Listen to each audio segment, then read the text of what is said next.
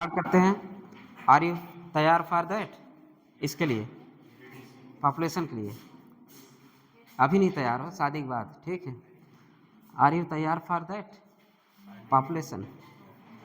हाँ, पढ़ने के लिए, ठीक है। आर यू तैयार फॉर दैट पढ़ने के लिए? रेडी, चलो हम तैयार। तैयार मतलब मैंने क्या बोला? आर यू तैयार फॉर दैट? मैं तो यही बोला हूँ ना, आर यू तैयार फॉर दैट, ठीक। अरे मिक्स कर दिए, मेरा मन, हम हिंदुस्तान के हैं, हिंदुस्तान में हिंदी छुपी रहती है, चाहे कितना इंग्लिश आए ना, बीच में हिंदी मार ही देते हैं। हाँ, गाली तो हिंदी में है, ये नहीं कि बास्टर्ड क्या क्या होता है, भगवान जाने। वो सब विदेशी वाली गाली देंगे, हमको पल्ले भी नहीं पड़ता कि गरिया रही कि शाबाशी दे रही। चलो ठीक। आओ बबली, कैसी हो? कल तुम अपसेंट थी क्या? अपसेट थी कि अपसेंट थी? अपसेंट थी। तुम्हारे कलिक करे अपसेट थी। गरियाओ तो इसको गाली देने आता है।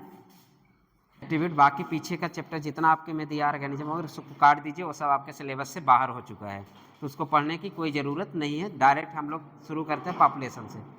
पॉपुलेशन इन नेचर, अगर हम नेचर की बात करें, पूरे नेचर की बात करें, नेचर में population we are rarely found isolated.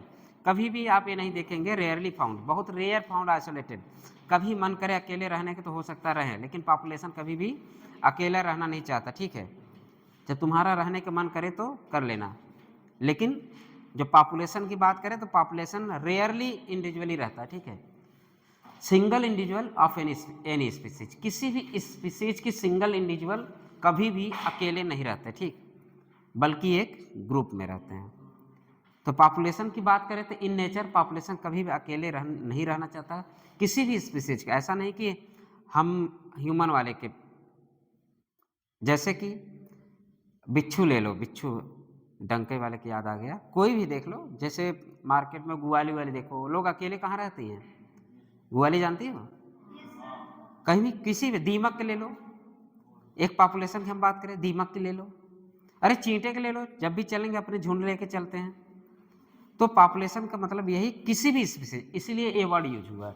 In nature we rarely found isolated single individual of any species. Single individual of any species, species में सभी स्पीसीज, उसमें हम भी आ जाएंगे, ह्यूमन भी हो सकता है, चींटी भी हो सकते हैं, कोई भी इंसेक्ट भी हो सकते हैं। वो लोग कभी भी अकेले रहने की कोशिश नहीं करते, किसी भी स्पीसीज। तो नेचर में पॉपुलेशन कभी भी अकेले रहना पसंद नहीं करता। Majority of them live in groups in A well defined geographical area. Suppose अगर हम मान लें, मैंने बोला बिच्छू कहाँ रहेगा, मैंने बोला गुआली कहाँ रहेगा, मैंने वो कुछ भी रहने के एक स्पेशल एरिया में रहता है। जियोग्राफिकल डिस्ट्रीब्यूशन जिसको बोलते हैं, जियोग्राफिकल डिस्ट्रीब्यूशन मतलब एक स्पेशल एरिया में, जैसे साइबेरियन पक्षी है, कहाँ जिंदा रहेंगे उन्हें एक स्पेशल एरिया होना चाहिए। हम अगर चाँद पे नहीं जिंदा रहे, हम मंगल ग्रह पे नहीं जिंदा, मेरे लिए भी क्या है, जियोग्राफिकल एरिया। मतलब इसीलिए वर्ड हुआ कि जब भी हम रहते कहाँ हैं, majority of them live in A group, हम ग्रुप में तो रहेंगे, majority of them live in groups in well defined geographical area. Well defined geographical area का मतलब ये है, ऐसा नहीं हमको मंगल ग्रह पे पटक दो हम वहाँ सर्वाइव कर जाएं। तो एक वेल डिफाइंड जियोग्राफिकल एरिया का मतलब ये होता आपके रहने खाने जीने के लिए वो सारी चीज़ें अवेलेबल हो, पता चली रिसोर्स ही ना हो, आप वहाँ से कहाँ से पॉपुलेशन बना पाएंगे, ठीक है। इसका कहने का मतलब यही है कि जब भी अगर हम पॉपुलेशन की बात करें तो वेरी वेरी इंपॉर्टेंट लाइन है, majority of them live in the group. Group में तो रहेगा, आपने पहला लाइन पढ़ लिया कि ये इंडिविजुअली रहना पसंद नहीं करते। मेजॉरिटी कैसे पसंद करते हैं? Majority of the live in the groups in A well defined geographical area, तब जाके पॉपुलेशन की डिफिनीशन कंप्लीट होती है, ठीक है। तो अगर बोले तो majority of them live in group in A well defined geographical area. और ऐसा क्यों होता है? मैंने बोला रिसोर्स, और उस जियोग्राफिकल एरिया में अपने आप को जो चीज़ें शेयर करना, जैसे खाने पीने की चीज़ें शेयर करना, और उसी के लिए कंपटीट करना।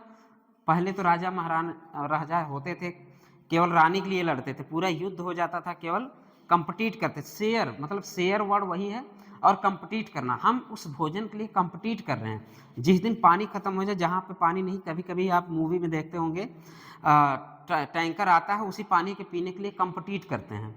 तो हम जिस जियोग्राफिकल एरिया में हो, जिस जियोग्राफिकल एरिया में रहें, वहाँ उन रिसोर्सेस के लिए हम कंपटीट करें, ना कंपटीट करें तो शेयर करके खाए पिए, वही ये वर्ड है, ठीक है। दो वर्ड इंपॉर्टेंट है यहाँ पे, majority of them live in A group in A well defined geographical area, very very important.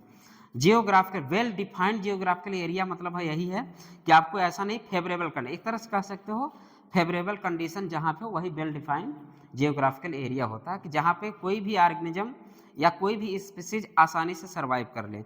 Her species हर जगह, भालू अपने यहाँ नहीं पाए जाते हैं, जंगल में पाए जाते हैं और ठंडे प्रदेशों में पाए जाते हैं। और जैसे कीवी हो गया, कीवी अपने यहाँ पर नहीं पाए, कंगारू अपने यहाँ नहीं पाए जाते हैं, क्यों? क्योंकि वो स्पेशल किसी जियोग्राफिकल एरिया के लिए बने हैं, ना कि हर जगह उनको सर्वाइव। तो ये भी पॉपुलेशन के लिए ये भी इंपॉर्टेंट है, जियोग्राफिकल एरिया। तो geographical area very very important. और आप आगे हो सकता है पढ़ें जियोग्राफिकल डिस्ट्रीब्यूशन, अब यहाँ तो नहीं है, अब इसमें नहीं है। तो शेयर और कंपीट फॉर सिमिलर रिसोर्सेस, इसका मतलब समझ है। सेम, अब ये नहीं कि आपकी शादी कोई भैंस और गाय से करा दे, सिमिलर रिसोर्सेस के लिए आप कंपीट करेंगे या शेयर करेंगे, ऐसा ही है। खाने पीने जो आप, अब ये नहीं भैंस को, भैंस तो सब भी खा लेते हैं, क्या आप क्या होता है, घास उस तो आप तो खाएंगे नहीं, या उसको पकाओ के, वैसे हम लोग क्या है, ओमनीवर्स, ओमनीवर्स है ना, हम लोग सब खा सकते हैं, मुंडी भी खा सकते हैं सबकी पका के, तो हम लोग तो सब में आ जाते हैं, हम लोग तो कोई परिभाषा ही नहीं है, लेकिन ओमनीओवर में सब हैं हम लोग। तो रिसोर्सेज के लिए हम लोग सेम, शेयर है, कंप्लीट, हम उसी रिसोर्सेज के लिए करते हैं, और सिमिलर रिसोर्सेज के लिए करते हैं, ठीक है। जो हमें नीड है, हम कभी कभी तो इतना, एक अभी हाल ही मूवी आई थी, एक लड़की रहती थी, वो पूरा उसी तरह हो गई, जो अगर ये सोच ली कि मुझे ये करना, वो ये करती थी। अगर ये सोच ली कि हाँ, इवन इतना खतरा डेंजरस मूवी थी कि वो पूरी उसकी कॉपी कर लेती थी, पूरी कैरेक्टर कॉपी कर लेती थी, और जो उसको पसंद था वो फिर वो अपने हॉबी में ले, उसके फिर माइंड डाइवर्ट होता था, फिर जिसको वो सोच लेती थी इससे नुकसान, वो पूरी पहले उसके बारे में जान लेती थी, फिर उसको पूरी तरह कॉपी कर लेती थी, सेम रिसोर्सेस, और मर्डर करती थी। चलो तुम लोग ना करना, काटो न मत देना। चलो सिमिलर रिसोर्सेस के लिए आप लोग क्या करें। और दूसरी बात क्या होना चाहिए इसमें, पोटेंशियल इंटरब्रीड एंड दस कॉन्स्टिट्यूट ए पॉपुलेशन। इनब्रीड भी क्या होता है, पॉपुलेशन का पार्ट है, ठीक है। इनब्रीड भी क्या होता है, पॉपुलेशन का पार्ट है। विदाउट इनब्रीड तो वैसे भी पॉपुलेशन की संख्या नहीं बढ़ती है। एनसीईआरटी ने लिखा है इनब्रीड टर्म जो यूज होता है किसके लिए होता है, सेक्सुअल रिप्रोडक्शन के लिए होता है। जो एनसीईआरटी ने यही लिखा है कि जो इनब्रीड वर्ड है, inbreeding term imply sexual reproduction. तो सेक्सुअल रिपोर्ट दिया हो या तो इनब्रीड दिया हो, वो भी आपके पॉपुलेशन के लिए एक पार्ट है, या कॉन्स्टिट्यूट ऑफ द पॉपुलेशन, उसी का एक पार्ट है, ठीक है। पॉपुलेशन के सेक्सुअल रिप्रोडक्शन भी एक पार्ट है, ऐसा नहीं सेक्सुअल ही, असेक्सुअल रिप्रोडक्शन भी आपका क्या है, पॉपुलेशन का एक पार्ट है। तो सेक्सुअल रिप्रोडक्शन भी पॉपुलेशन पार्ट है। बाकी ये भी है, कौन है, ए ग्रुप ऑफ, अरे यार, a group of individual resulting from even asexual reproduction is also generally considered a population for the purpose of ecology study। Ecology study के पर्पज से अगर हम देखें तो असेक्सुअल रिप्रोडक्शन भी पॉपुलेशन का पार्ट है, ठीक है। तो ऐसा नहीं कि सेक्सुअल रिप्रोडक्शन, इंटरब्रीड, पॉपुलेशन में इंटरब्रीड होगा, उस इंटरब्रीड को हम इम्प्लाई क्या दे देते हैं, नाम सेक्सुअल रिप्रोडक्शन। ऐसा नहीं सेक्सुअल रिप्रोडक्शन ही, बल्कि ये लाइन भी एनसीईआरटी की है, a group of individual resulting from the even asexual reproduction is also generally consider a population for the purpose of ecology study. Important भी है क्योंकि पूरी लाइन भी क्वेश्चन दे के आपसे पूछ सकता है कि इकोलॉजी स्टडी में क्या असेक्सुअल रिप्रोडक्शन भी कंसीडर करते हैं पॉपुलेशन में, ऐसे क्वेश्चन पूछ सकता है। इकोलॉजी स्टडी के लिए क्या असेक्सुअल रिप्रोडक्शन भी जरूरत पड़ता है पॉपुलेशन के लिए, क्या होगा स्टेटमेंट टाइप, हाँ। क्या सेक्सुअल रिप्रोडक्शन भी पार्टिसिपेट करता है कॉन्स्टिट्यूट, हाँ। तो पॉपुलेशन के लिए सेक्सुअल रिप्रोडक्शन भी इम्प्लाइज वर्ड जो यूज हुआ है कि मतलब पॉपुलेशन में इंटरब्रीडिंग बेहद ज़रूरी है। इंटरब्रीडिंग नहीं होगा कि आप पॉपुलेशन बढ़ा पाएंगे, कभी नहीं बढ़ा पाएंगे। अभी आपके क्वेश्चन आएगा इसके बाद इमाइग्रेशन एंड इमाइग्रेशन, ठीक है। अभी आगे आएगा इमाइग्रेशन इमाइग्रेशन। तो हम लोग नई जैसे अगर नई दुनिया बसाना हो, सपोज चंद्रमा में जाके, अभी बाद में ज़्यादा बढ़ गए आगे, यही सीधे धीरे धीरे चलते हैं आगे। तो इसके बाद हम लोग चलते हैं, यहाँ तक आंसर अंडरलाइन करते जाइए ताकि फिर पढ़ना, अंडरलाइन करते चलो। थोड़ा दिमाग इधर, ऑर्गेनिज्म एंड पॉपुलेशन,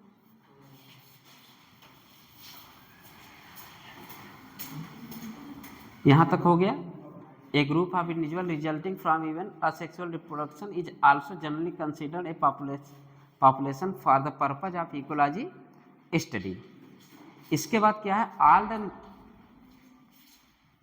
और इसके एग्जाम्पल क्या होते हैं, पॉपुलेशन के एग्जाम्पल कहाँ, चलिए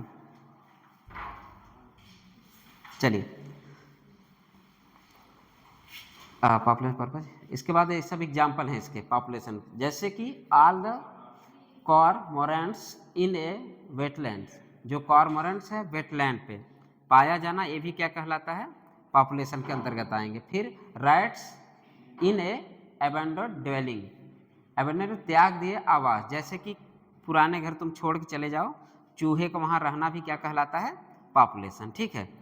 अगर क्या कहलाता है, जैसे कि रैट्स इन अबैंडोनेड, ठीक है, अगर वहाँ मतलब कि उस आवास को त्याग देना, मतलब कि जहाँ तुम छोड़ छाड़ के घर गए हो, चूहे के रहने भी ये क्या कहलाता है, पॉपुलेशन कहलाता है। फिर क्या है, teak wood tree in a forest, अगर जब भी पढ़ो तो इसको ऐसे करके पढ़ना ना, चारों लिखना, 4 एग्जाम्पल है, 4 लिख लेना। पहला क्या है, कि वहाँ भी चूहे का पाया जाना, जहाँ सब घर और छोड़ के चले जाएं वहाँ भी चूहे का पाया जाना पॉपुलेशन है। टिक, इसके बाद उसका क्या एग्जाम्पल है, teak wood tree in a forest track, forest track में जो टिक वुड पाए जाते हैं वो भी आपके पॉपुलेशन के पार्ट हैं।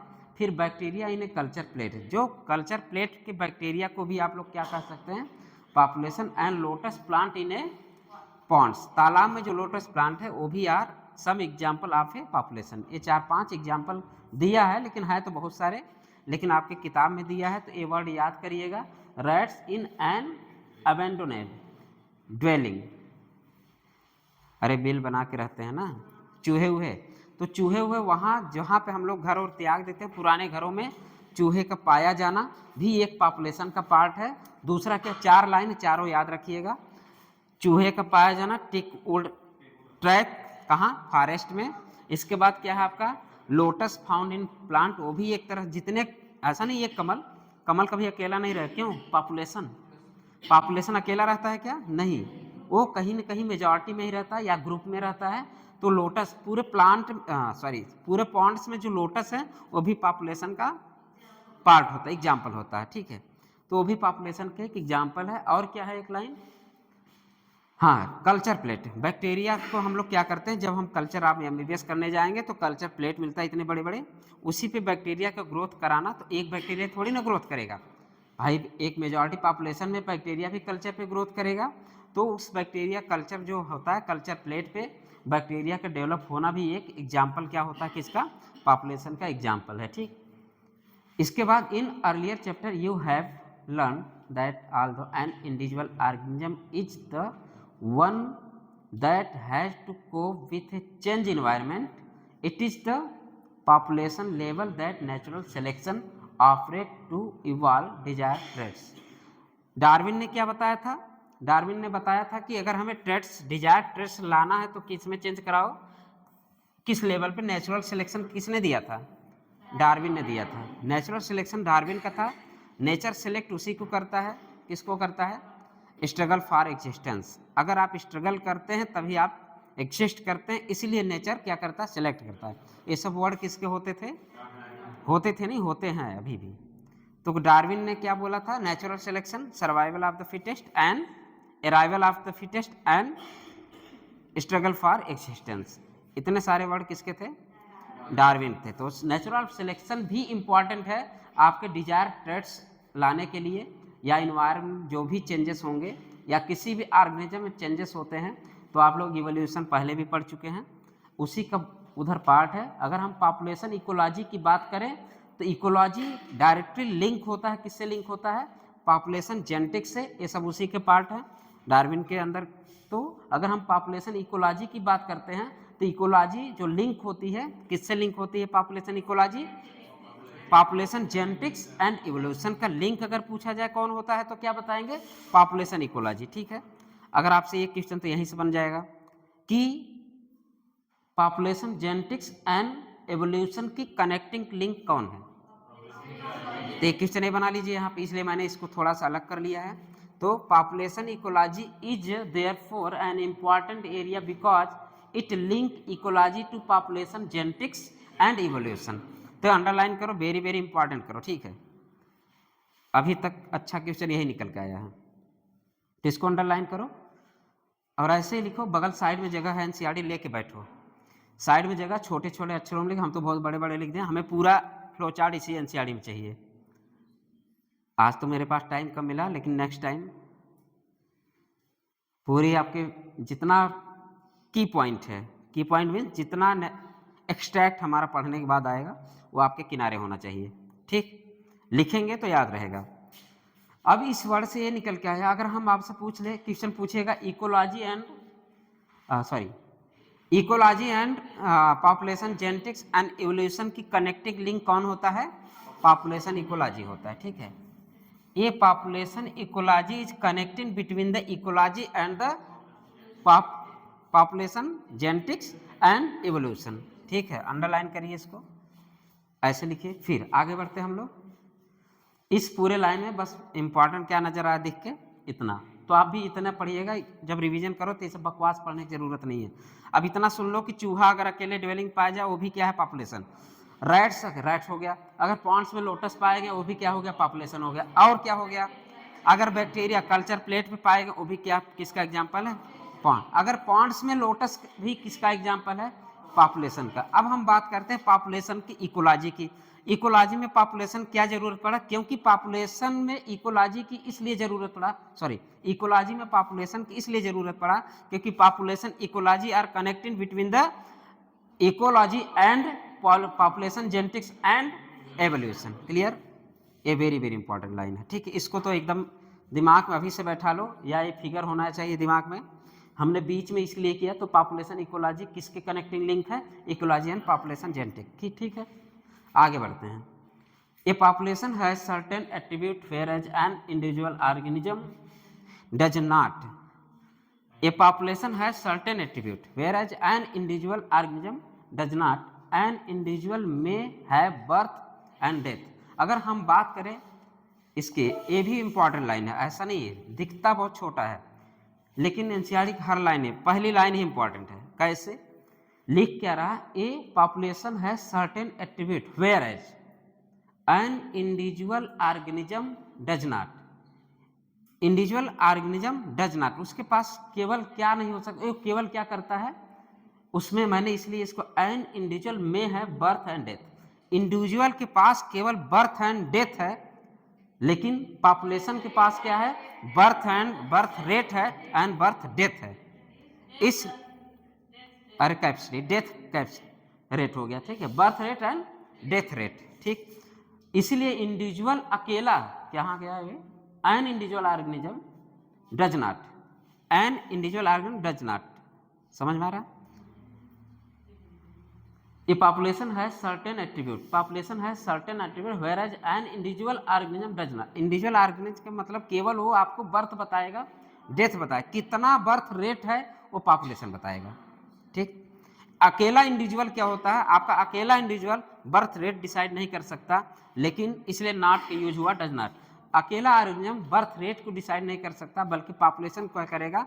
बर्थ रेट डिसाइड करेगा, कितना रेट होता है वो आप इसमें छोटे छोटे लाइनें हैं, पढ़ लीजिएगा। तो हम लोग देखते हैं कैसे बर्थ रेट डिसाइड करते हैं। सपोज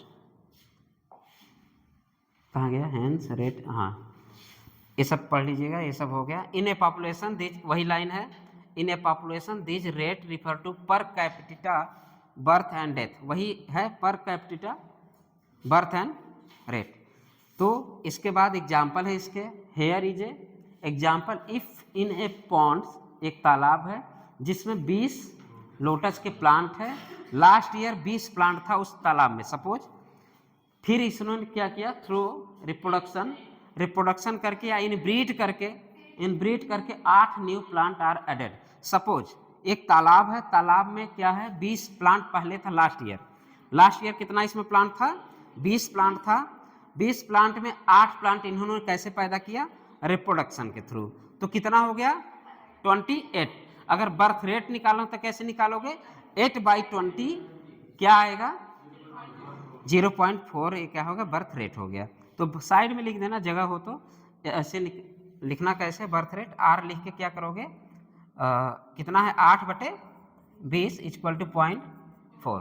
तो ये थोड़ा बर्थ रेट के, हाँ यही तो बर्थ रेट। और डेथ रेट क्या होता है देख लेते हैं। बर्थ रेट के नीचे यही लिख देना, बर्थ रेट कैसे निकालना है, एग्जाम्पल किसका है, लोटस का।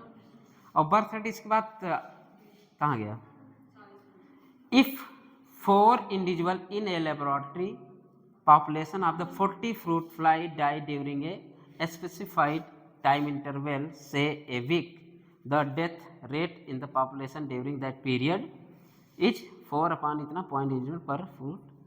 देखिए इस कहने का मतलब ये है, जब हम लेबोरेटरी में कितने लेते हैं 40 फ्रूट फ्लाई 40 लेते हैं, तो हमने देखा एक हफ्ते में कितने मर गए, 4। एक हफ्ते में 4 फ्रूट फ्लाई मर गया। जब लेबोरेटरी में हमने कितना फ्रूट फ्लाई लिया 40 फ्रूट फ्लाई हमने लिया, 4 फ्रूट फ्लाई एक ही हफ्ते में निपट गए, 4 फ्रूट फ्लाई एक ही हफ्ते में निपट गए। यहाँ लोटस की हम बात करें तो पिछले लास्ट ईयर की बात कर रहा है, लेकिन यहाँ पे अगर इसकी बात करें तो थोड़ा सा जब एग्जाम्पल करने लगना, ईयर दिया है कि वीक दिया है, थोड़ा सा ध्यान दे लेना, इसमें चेंजेस वो कर सकता है जब पेपर बनाएगा तो।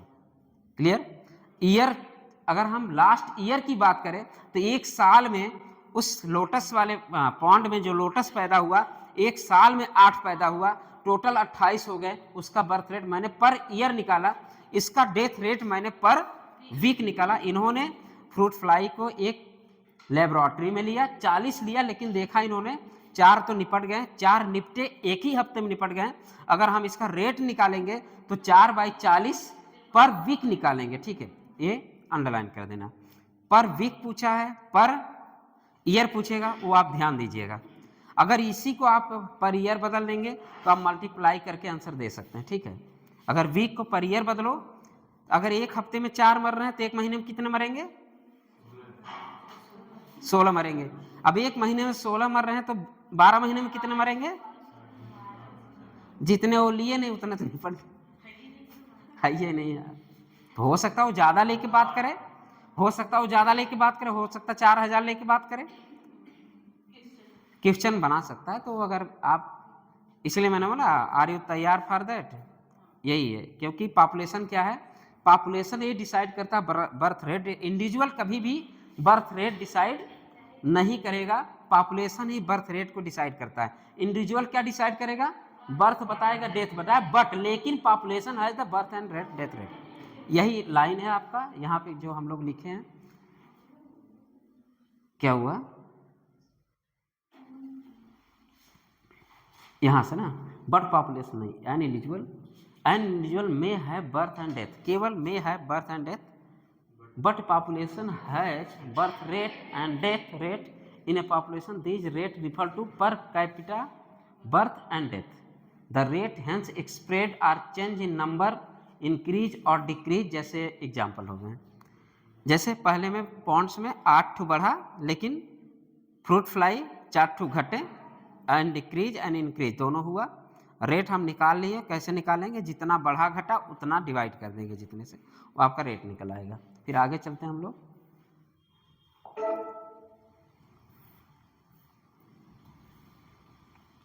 हाँ, अनदर एट्रीब्यूट, अभी तो पॉपुलेशन होगा, इसके बाद another attribute characteristic of population. और क्या होता है characteristic of population, birth rate के अलावा सेक्स रेशियो भी देखा जाता है। बर्थ रेट के अलावा ये सब क्या होते हैं, बर्थ एंड डेथ रेट के अलावा क्या पॉपुलेशन में एट्रीब्यूट कर सकता है, sex ratio. An individual is either a female or a male or a female, but a population has a sex ratio example 60% of the population are female and 40% of population are male. Just example लिया है sex ratio, तो आप sex ratio निकाल सकते हैं या female बटे mail, mail बटे फीमेल करके सेक्स रेशियो निकल आएगा आपका। ए population at any given time is composed of individual of different age if the age distribution bracket में percentage individual of a given age और age group is plotted for the population, the resulting structure is called age age pyramid. Age pyramid आप देख रहे हैं, तीनों pyramid हैं, ये तीनों पिरामिड अक्सर पूछा करता है और इसमें ये पूछता है post reproductive, reproductive, pre reproductive, तो ये ज़्यादा इंपॉर्टेंट है, इस पर थोड़ा सा फोकस कर लेना। ये नहीं एक्सपेंडिंग रट लो, स्टेबल रट लो एंड डिक्लाइन रट लो, ये तो रटो ही रटो, लेकिन अगर एक्सपेंडिंग की बात करें तो इसकी बात करना। सबसे पहले प्री रिप्रोडक्टिव स्टेज के मतलब जो आप अभी जुवेनाइल स्टेज वाले होते हैं, मतलब कि क्या बोलते हैं, बच्चे बोलते हैं, फिर एडल्ट होते हैं, फिर एडोलेसेंस होते हैं, तो तीनों पीरियड है। सबसे पहले आपने क्या बोला, प्री रिप्रोडक्टिव, फिर क्या बोला रिप्रोडक्टिव, फिर क्या है पोस्ट रिप्रोडक्टिव। ये तीनों लाइन याद रखिएगा, और जब भी आपको फिगर बना के देगा, चारों दे देगा, पूछ लिया एक गायब कर देगा, इसमें से कौन स्टेबल एज पिरामिड को दर्शाता है, ये क्वेश्चन पूछ सकता है। हो सकता है ये पूछ ले, ऐसे दे दे, चार दे दे, ये दे दे, पूछे कि कौन सा डिक्लाइन स्टेज को शो करेगा एज, तो डिक्लाइन एज के लिए कैसा है, दोनों तरफ कम ज़्यादा दिख रहा है, बीच में बड़ा बनाना, इसके बाद ये डिक्लाइन स्टेज टाइप दिख रहे हैं। इसमें दो तो इक्वल हैं, इसके बाद क्या धीरे धीरे कम, मतलब कुछ देर के लिए ये स्टेबल होते हैं, लेकिन इसमें क्या है हमेशा एक्सपैंड करते हैं, एक्सपैंडिंग होती है। इसमें थोड़ा सा स्टेबल है, इसमें डिक्लाइन स्टेज आने लगते हैं। एज अपने मान लो, एज अगर पिरामिड बनाना तो खुद के बारे में सोच के एज पिरामिड बना लेना। हम जब रिप्रोडक्टिव स्टेज में होते हैं तो हमारी संख्या लगभग बढ़ती ही रहती, फिर हम जाते हैं किसमें, पहले तो किसमें प्री रिप्रोडक्टिव स्टेज में है हम लोगों का, इसके बाद हम ही लोग में मान लो प्री रिप्रोडक्टिव एज 14 से अंदर ही हम लोग क्या है 12-13, जो भी एज आ जाए वो तो वेरिएबल है, फिर भी हम मान लेते हैं 12 से 13-14 साल तक, ठीक है। तो हम लोग मानते हैं प्री रिप्रोडक्टिव एज है, इसके बाद हमारा रिप्रोडक्टिव एज आता है, फिर कौन सा एज आता है पोस्ट रिप्रोडक्टिव, मतलब बुढ़ापे वाले एडोलेसेंस में जो आ जाते हैं, ठीक है। तो ये पिरामिड जो बना है एज पिरामिड क्वेश्चन आपसे यही फिगर दे के पूछता है, तो फिगर दे के आपके ये पूछ सकता है कौन सा डिक्लाइन वाले एज पिरामिड है, कौन सा स्टेबल एज पिरामिड है, कौन सा एक्सपैंडिंग, ये फिगर देता है सर, मैंने क्वेश्चन देखा है इसको देते हुए, क्वेश्चन पढ़िएगा, आपसे बस यही पूछता है, अगर क्वेश्चन और तो बना ही नहीं सकता। For human population the age pyramid generally show age distribution of male and female is a diagram. इस डायग्राम में किसके एज को ये पिरामिड शो कर रहा है, मेल एंड फीमेल पॉपुलेशन में जो मेल एंड फीमेल की एज को डिस्ट्रीब्यूट, इसीलिए तो भाई रिप्रोडक्टिव आप कब कहेंगे, मेल एंड फीमेल दोनों में रिप्रोडक्टिव एज आते होंगे, है कि नहीं, दोनों में प्री रिप्रोडक्टिव एज है मेल एंड फीमेल में भी, और बुढ़ापा भाई चाहे मेल हो चाहे फीमेल, बुढ़ापा तो आना ही है। तो ये तो एक्सपेंडिंग वाला हो गया। स्टेबल वाले में जब भी आप देखिए ग्राफ तो दो देखिए स्टेबल हैं, दो स्टेबल हैं कि नहीं, दो स्टेबल है, इसके बाद फिर क्या धीरे धीरे घटने लगता है। धीरे स्टेबल क्यों बढ़ा है, क्योंकि हम ही लोग जब 14 से 30-35 साल तक ऐसा लगता है हम लोग एकदम मस्त हैं, मतलब हम लोगों में कोई बीमारी नहीं है हम लोगों में, या फिर कह सकते हो हम एकदम एक्टिव हैं। वही एक्टिव स्टेज क्या है, हमारा स्टेबिलिटी डेवलप करती है कि हम थोड़ी देर, इसके बाद हमारा जब एडोलेसेंस डिक्लाइन स्टेज में चले जाता है, अपने बारे में सोचना, तो डिक्लाइन स्टेज मतलब हम जब बूढ़े होने लगते हैं हम डिक्लाइन स्टेज में जाते हैं। तो ये ग्राफ भी एज डिस्ट्रीब्यूशन यही शो कर रहा है, पॉपुलेशन के एज डिस्ट्रीब्यूशन के ग्राफ है। एग्जाम्पल मान लिया कि पॉपुलेशन में हम ही लोग को मान लिया, ह्यूमन पॉपुलेशन के बारे में दिया है, तो ह्यूमन पॉपुलेशन जैसे हम लोग अपने बारे में सोच के एज पिरामिड को आप अपने दिमाग में अभी से बैठा लो, कौन सा एक्सपेंडिंग है, कौन सा स्टेबल है, कौन डिक्लाइन है। फिगर बस आंखों में छपी होने चाहिए नागिन की तरह, कि हमारे नाक को जो मारा मैं उसका फिगर छपना चाहिए। नाक भी ऐसा नहीं है तो नाक भी स्पेशल है, फिगर छपना चाहिए, नहीं तो जहर खा लेंगे, ठीक। बहुत सारे ऐसे आ रहे हैं तो एकदम अभी से छाप लो। हाँ स्टेबल वाले यही है, आंखें बंद हो तब भी दिमाग में चलना चाहिए, मस्तिष्क पटल में जाना चाहिए कि स्पेंडिंग वाला हुआ। अभी याद रहता वहाँ खिचड़ी होती, कुछ लोग ना ओवरलैप होता है, अरे यार स्पेंडिंग में वो वाला था कि ये वाला था, भगवान जाने। जब ये गायब हो जाएगा ना तो ये भी गायब होना शुरू, धुंधली धुंधली यादें ताज़ा होती हैं फिर। चलिए फिर the size of the population tells us a lot about its status in the habitat. इसका मतलब ये है कि the size of population tell, जो साइज ऑफ पॉपुलेशन ये कहता है कि in status habitat, habitat very very important है किसी भी, किसके लिए, पॉपुलेशन के लिए। पॉपुलेशन के लिए habitat are very very important. Habitat अगर जैसे मैंने बोला हैबिटेट क्यों इंपॉर्टेंट है, क्यों, क्योंकि आपको रिसोर्सेस तो चाहिए ना, तो है ये वर्ड वही सा है, the size of the population. Size of population आप तभी कह सकते हैं lot about it's status in the habitat, जिस हैबिटेट में रहते हैं उसके बारे में। इसके बाद क्या है दूसरी line, whatever ecology process we wish to investigate in population be it the outcome of competition with another species, the impact of predator और effect of a pesticide population. तो मिला जुला के ये इतनी ही लाइन हम यहाँ लिख दिए हैं। यहाँ खिचड़ी टाइप लग रहा, समझ में नहीं आ रहा, नहीं समझ में आ रहा ना, ये पूरी लाइन पढ़ो एक बार, अपने आप से समझो कहना क्या चाह रहा, पढ़ो, खुद पढ़ो। ये 3-4 लाइन पढ़ो पहले, अब से खड़े हो जाओ, इतना पढ़ो कह क्या रहा है। ऐसे के फायदा एनसीईआरटी उठा लेती है। अरे हिंदी में बढ़िया से लिख देता कोई वर्ड जो हम लोग पल्ले पड़े कि नहीं।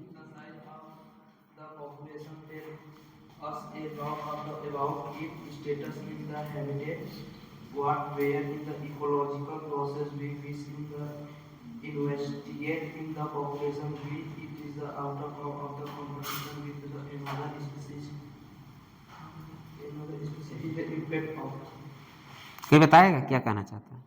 नहीं, इसको पढ़ के मत बताना, वैसे लाइन अजीब नहीं लिखा है, कुछ निष्कर्ष निकला नहीं, अभी तक इतना पढ़ रहा है, कुछ निष्कर्ष निकला? क्यों रे सुरेश, तुम तो इंग्लिश मीडियम हो, कुछ निष्कर्ष निकला? पढ़ो एक बार फिर से, तुम पढ़ो, खड़े तुम बैठ जाओ, तुम खड़े हो, तुम पढ़ो, ये लाइन कहना क्या चाहते हैं? हम एक बार जब पढ़े थे इसको छोड़ दिए, दोबारा जब पढ़े फिर छोड़ दिए। हम दोबारा सोचे यार इसको करना क्या है। मैं एक बार स्वरूप रानी में बैठा था, हमके इस लाइन को पढ़ रहा था, हमके यार कह क्या रहा है, अब छोड़ दिया मैंने। फिर आया घर पे, फिर देखा मैंने, फिर छोड़ दिया।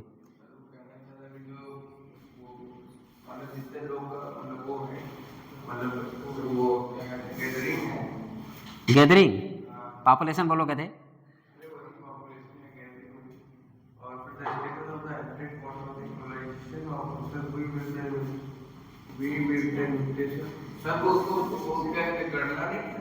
हाँ हाँ, वो गणना करने के लिए कह रहा है। वो पूरा इकोसिस्टम। देखिए पहले बस छोड़ो, जब कोई इन्वेस्टिगेशन करता है, जैसे इन्वेस्टिगेशन मतलब जांच करना, बैठ जाओ, गणना करना या जांच करना, जैसे कहते नहीं कि ब्लड का इन्वेस्टिगेशन करा लो, तो जांच करना, ब्लड का इन्वेस्टिगेशन। जब पॉपुलेशन वाले, जब कोई भी, जैसे हमें पॉपुलेशन की क्या करना है, इन्वेस्टिगेट करना है, तो वही वर्ड है investigation ecology process. Ecology process का इन्वेस्टिगेशन करना। इकोलॉजी प्रोसेस है क्या चीज़? इकोलॉजी प्रोसेस है क्या चीज़? हम उसका इन्वेस्टिगेट करेंगे। और कैसे इन्वेस्टिगेट करते हैं? 2 लाइन इन्होंने लिखा। एक क्या लिखा? Investigation ecology process. Ecology process में इन्वेस्टिगेशन क्या है? पहला क्या है? It the outcome of competition. ये क्या है? It the outcome of competition. दूसरा क्या है? इम्पैक्ट ऑफ ए प्रेडेटर और effect of application of pesticide. भाई क्यों पॉपुलेशन की इफेक्ट को क्यों पॉपुलेशन डिस्टर्ब किया? Impact of predator. Predator means होता है कि अगर हम कीट बच्चे या खा जाना, सपोज अपन पेस्टिसाइड, और इसलिए लिखा है ना, और पेस्टिसाइड। पेस्टिसाइड क्या होता है? जबकि आप मोनोकॉट एंड डाइकॉट, जब आप पेस्टिकॉट गेहूं वाले में डालते हैं तो गेहूं क्यों नहीं मरता है? कोई कुछ पता है क्यों?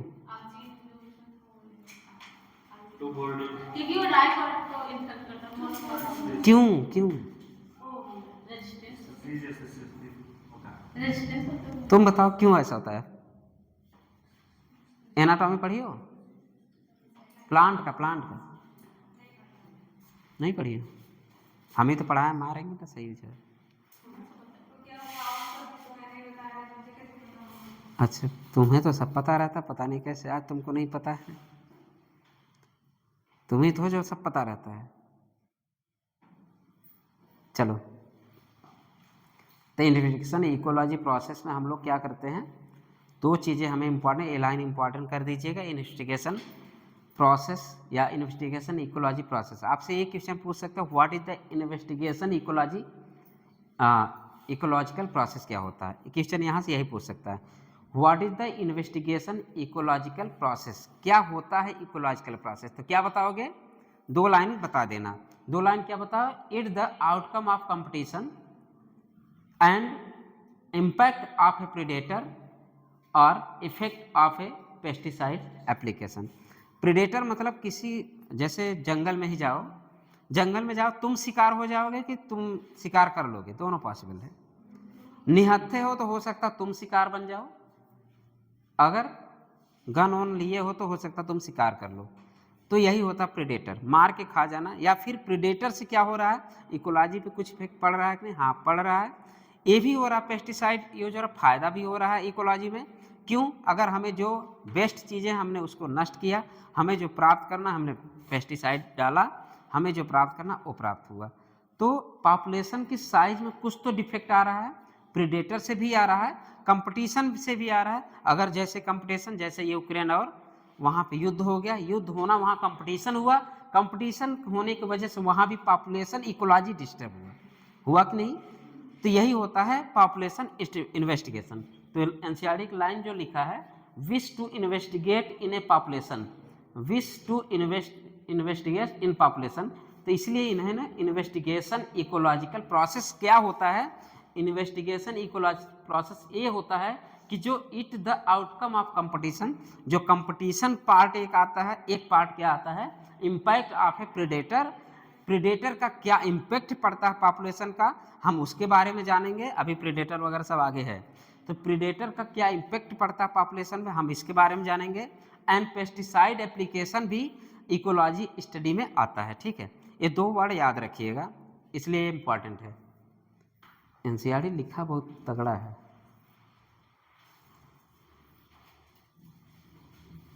चलिए, प्रीडेटर और द इफेक्ट, वही है प्रीडेटर और the effect of pesticide application, we always evaluate them in term of any change in population size. मैंने बोला क्या, ये प्रीडेटर जो होते हैं आपके पॉपुलेशन साइज में कुछ चेंजेस तो लाएंगे ही लाएंगे, यही आप इवेल्युएट करेंगे इस इकोलॉजिकल, किसके, इन्वेस्टिगेशन ऑफ इकोलॉजी प्रोसेस में। इन्वेस्टिगेशन ऑफ इकोलॉजी प्रोसेस में हमने दो चीज़ें पढ़ा, एक पढ़ा हमने इट आउटकम, क्या, कंपटीशन, और क्या है दूसरा, और दूसरा क्या है, प्रीडेटर, इम्पैक्ट ऑफ प्रीडेटर और एप्लीकेशन ऑफ पेस्टिसाइड। तो इसके वजह the size in nature could be as low, हो सकता साइज बहुत लो हो, जैसे कि लेस देन 10 है। साइबेरियन पक्षी के यहाँ ने साइबेरियन क्रेन की बात की है, जैसे कि Bharatpur wetland in any year. इन्होंने क्या किया, पॉपुलेशन जो size in nature could be as low, हो सकता है कि पॉपुलेशन साइज बहुत लो हो, जैसे कि लेस देन 10। क्या लेस देन 10 है, साइबेरियन क्रेन, कहाँ पे, भरतपुर। भरतपुर कहाँ पड़ता है, यूपी में कि राजस्थान में।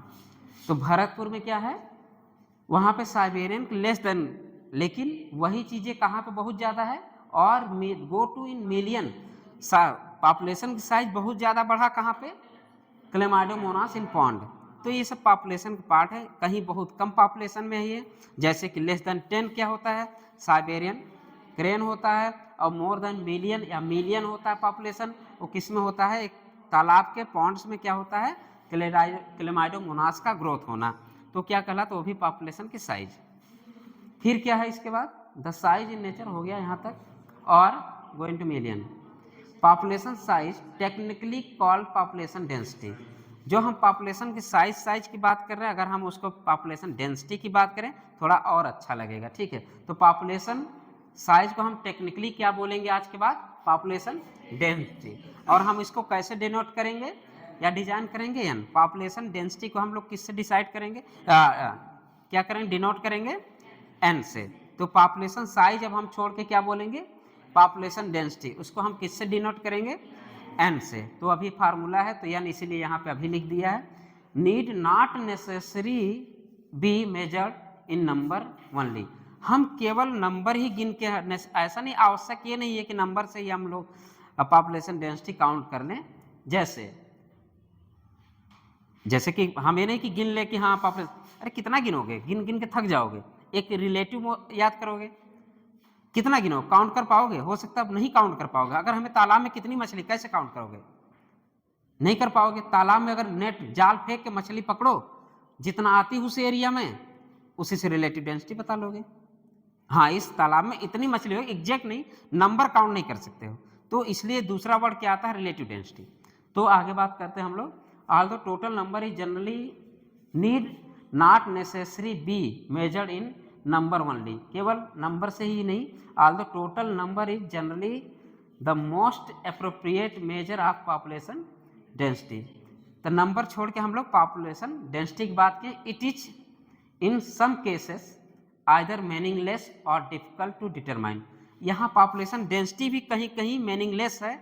और क्या हुआ, इसका मतलब ये है कि पॉपुलेशन डेंसिटी से भी नहीं काम चल रहा है, कहीं कहीं मीनिंगलेस हो जाता है। और डिफिकल्ट टू डिटरमाइन, उसको हम डिटरमाइन करने में थोड़ा मुझे डिफिकल्टी आती है। पॉपुलेशन डेंसिटी से भी इन एन एरिया, जैसे एग्जांपल दे रहा है, in an area if there are 200 carrot grass plant, मतलब कैरेट ग्रॉस का नाम क्या है, बॉटनिकल नेम क्या है, पार्थेनियम हेस्ट्रोफोरस, ये किसका नाम है, कैरेट ग्रास को। और इसको क्या बोलते हैं, हाँ हाँ, टेरर ऑफ बंगाल, तो हाइटर हाइसिंथ हो गया, वाटर हाइसिंथ, ठीक। इसका फूल जहाँ गिरता है ना, दूसरे फूल को पैदा नहीं होने देता, इतना खतरनाक है। हाँ, गेहूँ कहाँ से आया था, अमेरिका में, किसके साथ आया था, गेहूँ के साथ आया था, इसलिए इसका और नाम अमेरिका से रिलेटेड कुछ है। कांग्रेस ग्रॉस, क्या कहते हैं इसको, क्योंकि उस समय कांग्रेस की सरकार थी, कांग्रेस के ज़माने में आया था, इसलिए। और क्या नाम है इसका, कांग्रेस ग्रास कहते हैं इसको। तो कांग्रेस ग्रास इतना 200 इन्होंने कांग्रेस ग्रास की बात की। Plant but only a single huge banyan tree with a large canopy, सोचो एक अकेला बनियान पेड़ उस 200 से भी ज़्यादा दिख रहा है कि नहीं। डेंसिटी अगर बात कर, डेंसिटी तो वैसे भी गड़बड़ हो जाएगी, पॉपुलेशन डेंसिटी तो वेट आएगा, बायोमास आएगा, ठीक। तो यहाँ पे इन्होंने ये बताना चाह रहा है कि if there are 200 carrot grass plants but only a single huge, बड़ा बनियान, मतलब जो बनियान है बरगद का पेड़, बहुत बड़ा बरगद का पेड़, क्या है, but only a single huge banyan tree with a large canopy stating that the population density of banyan is low relative to that of carrot grass. इसके तुलना में अगर हम पॉपुलेशन डेंसिटी की बात करें, तो पॉपुलेशन डेंसिटी की बात करें तो बनियान की पॉपुलेशन डेंसिटी ऐसा नहीं लग रहा जैसे कम है, वो 200 है, एक है।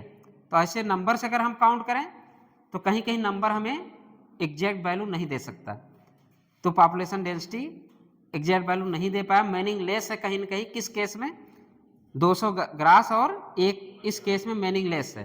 तो इस केस में क्या निकल के आया, density is low relative to that carrot grass amount to be underestimate that enormous role of banyan, इतना बड़ा पेड़ होने के बावजूद उसका बेचारे का कोई वैल्यू नहीं है इन सच केसेस। अब इस केस में क्या करेंगे, the percentage cover of biomass is more meaningful measure of the population size, इसको अंडरलाइन करो, बायोमास को,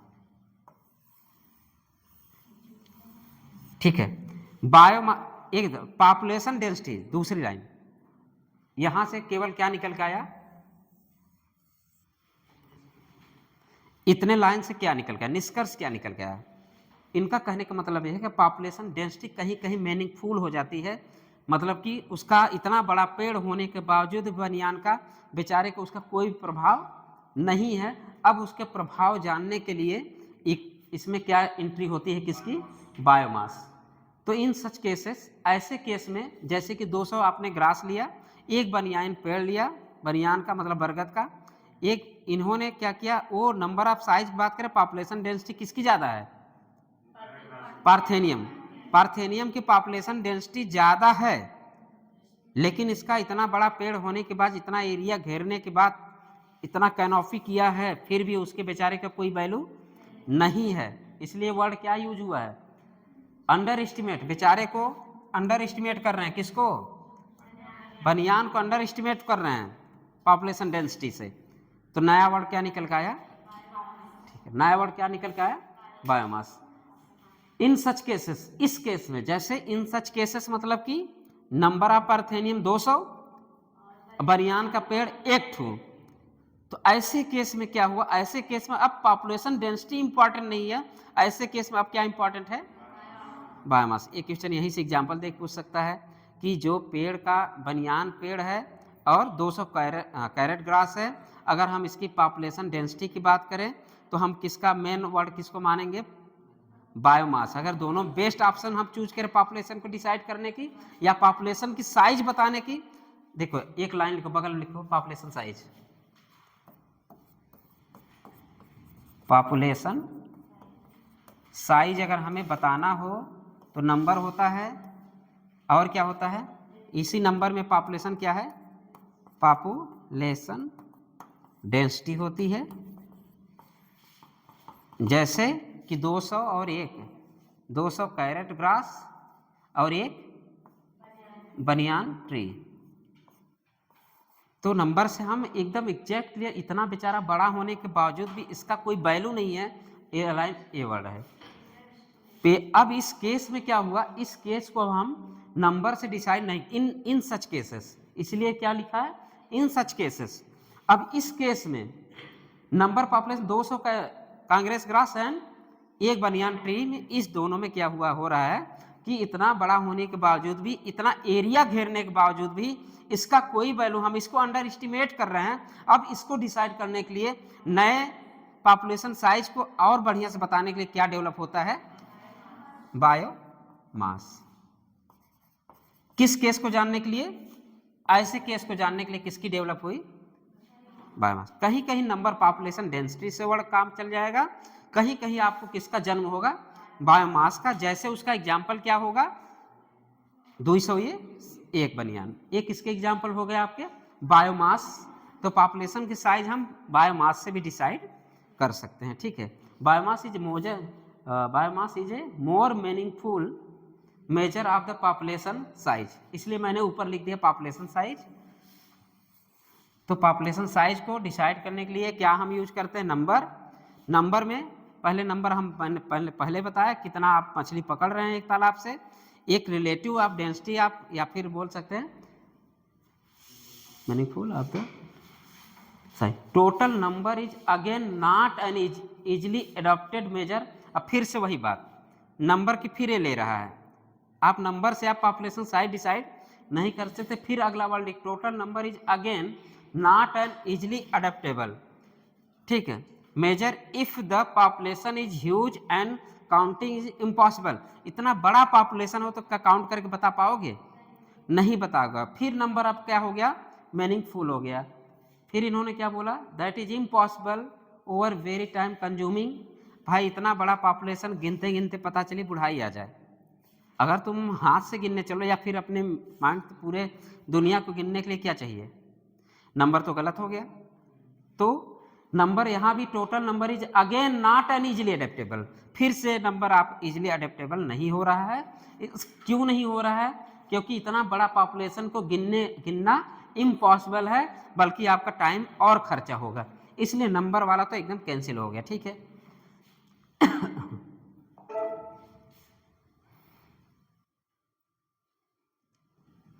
कहाँ तक हुआ, not available, very convenient timing. If you have a dense laboratory culture of the bacteria in a petri dish, what is the best measure to report its density? Sometime for certain ecological investigation आप पढ़ चुके हैं, ecological investigation, there is no need to know the absolute population density. There is no need to know the absolute population density. Relative density serve the purpose equally well. अब क्या हुआ, population density हटा के आप क्या लेके आए, relative density. Relative density ही आपका इक्वल पर्पज होता है. ठीक है, कहाँ गया रिलेटिव डेंसिटी, ये है, इसको अंडरलाइन करिए. यहाँ पर अंडरलाइन क्या करना, रिलेटिव क्या हुआ, पटक रहे हो क्या? इसका मतलब ये है फॉर सर्टेन इकोलॉजिकल, कुछ इकोलॉजिकल ने क्या देखा, there is no need to known the absolute population density. Absolute population density नहीं निकाल पा रहे थे लोग, फिर इन्होंने क्या डेवलप किया, relative density serve the purpose equally well. जो हम पॉपुलेशन डेंसिटी नाम लेते थे वही हम रिलेटिव डेंसिटी एक उसी की तरफ पॉपुलेशन साइज ये भी बताता है. ठीक है, तो रिलेटिव डेंसिटी के डेवलप हुआ, serve the purpose of the equally well. For instance the number of fish caught per trap is a good enough measure of its total population density in the lake. जैसे आप जाल फेंकते हैं मछली को पकड़ने के लिए, जितना मछली पकड़े, एक एरिया में जितना जाल आप फेंके उतनी मछली पकड़ी गई, कितना पकड़ा गया, अगर हम उतने एरिया में अगर हमने इतना मछली पकड़ा तो जो एरिया तालाब को बचा हुआ उससे हम डिसाइड कर लेंगे कितना फिश है उस तालाब में. कि डूब डूब के काउंट करने जाओगे, काउंटिंग तो वैसे फेल हो गई, क्योंकि लार्ज पॉपुलेशन या ह्यूज पॉपुलेशन, जो वर्ड एनसीईआरटी ने यूज किया ह्यूज पॉपुलेशन, ह्यूज पॉपुलेशन में आप काउंट आपका बेकार है. काउंट बेकार है तो रिलेटिव डेंसिटी की पैदा हुई. रिलेटिव डेंसिटी भी पॉपुलेशन डेंसिटी जैसा ही है, इसलिए इक्वली वेल लिखा है. इतने ना क्या लिखा है, इक्वली वेल लिखा है, क्योंकि पॉपुलेशन डेंसिटी, अगर हम रिलेटिव पॉपुलेशन डेंसिटी की बात करें, रिलेटिव पॉपुलेशन डेंसिटी भी पॉपुलेशन डेंसिटी जैसा है, लेकिन अब क्या है, केवल रिलेटिव है. रिलेटिव की बात करें, जैसे आप मछली पकड़ने जा रहे हैं तालाब में, अगर हमें इतना बड़ा तालाब है तो इतना बड़ा जाल नहीं होगा. हम अगर इतना 4-5 मछली पकड़ लें इतने एरिया में, तो हम तालाब के एरिया से डिसाइड कर लेंगे कितना मछली इस तालाब में होगा, तो रिलेटिव डेंसिटी पता चल जाए.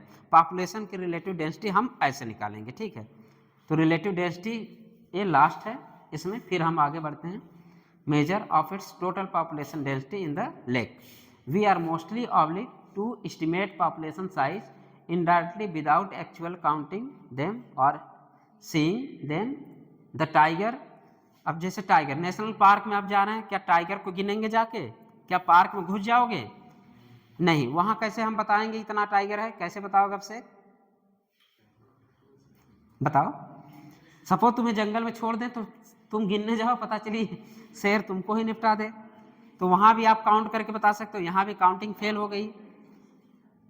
तो टाइगर, अगर हम उस कहाँ जा रहे हैं, हम टाइगर के, टाइगर सेंसस करने के लिए क्या करोगे, टाइगर की गणना कैसे करोगे, हाँ पग मार, कितना पग दिख रहा है जमीन पर उसका पग. जैसे हम लोग कहते नहीं, ऐसे ऐसे डोला रहा था, हम लोग कहते हैं यार लग रहा है आज सांप आया था इधर से गुजरा है, तो क्या करते हो, काउंट करते हो, पग काउंट करोगे. या उनके किसको, पिलेट्स, कौन सा पिलेट, अरे कितना खाया, कितना पचाया, कितना निकाला, उसको भी काउंट कर लेंगे. ये आपका पिलेट्स कहाँ गया, पिलेट्स, अच्छा फीकल पिलेट्स, अरे उसका मल यार, उसके जो मल जैसे हकते नहीं वही बेचारे, वो भी काउंट करके आप शेर की संख्या को काउंट कर सकते हैं, ना कि उसमें घुस के काउंट करने मत जाना. इसलिए नंबर तो वैसे फेल होगा. निकल के क्या, रिलेटिव डेंसिटी. एक जगह रिलेटिव डेंसिटी इंपॉर्टेंट, एक जगह बायोमास इंपॉर्टेंट है. बायोमास कहाँ इंपॉर्टेंट पड़ा, पॉपुलेशन साइज को बताने के लिए. जैसे बड़ा सा पेड़ ले लो, ठीक, तो बायो हो गया आपका. ये आगे चलते पॉपुलेशन ग्रोथ. पॉपुलेशन ग्रोथ तो आपको पता ही है कैसे होता होगा.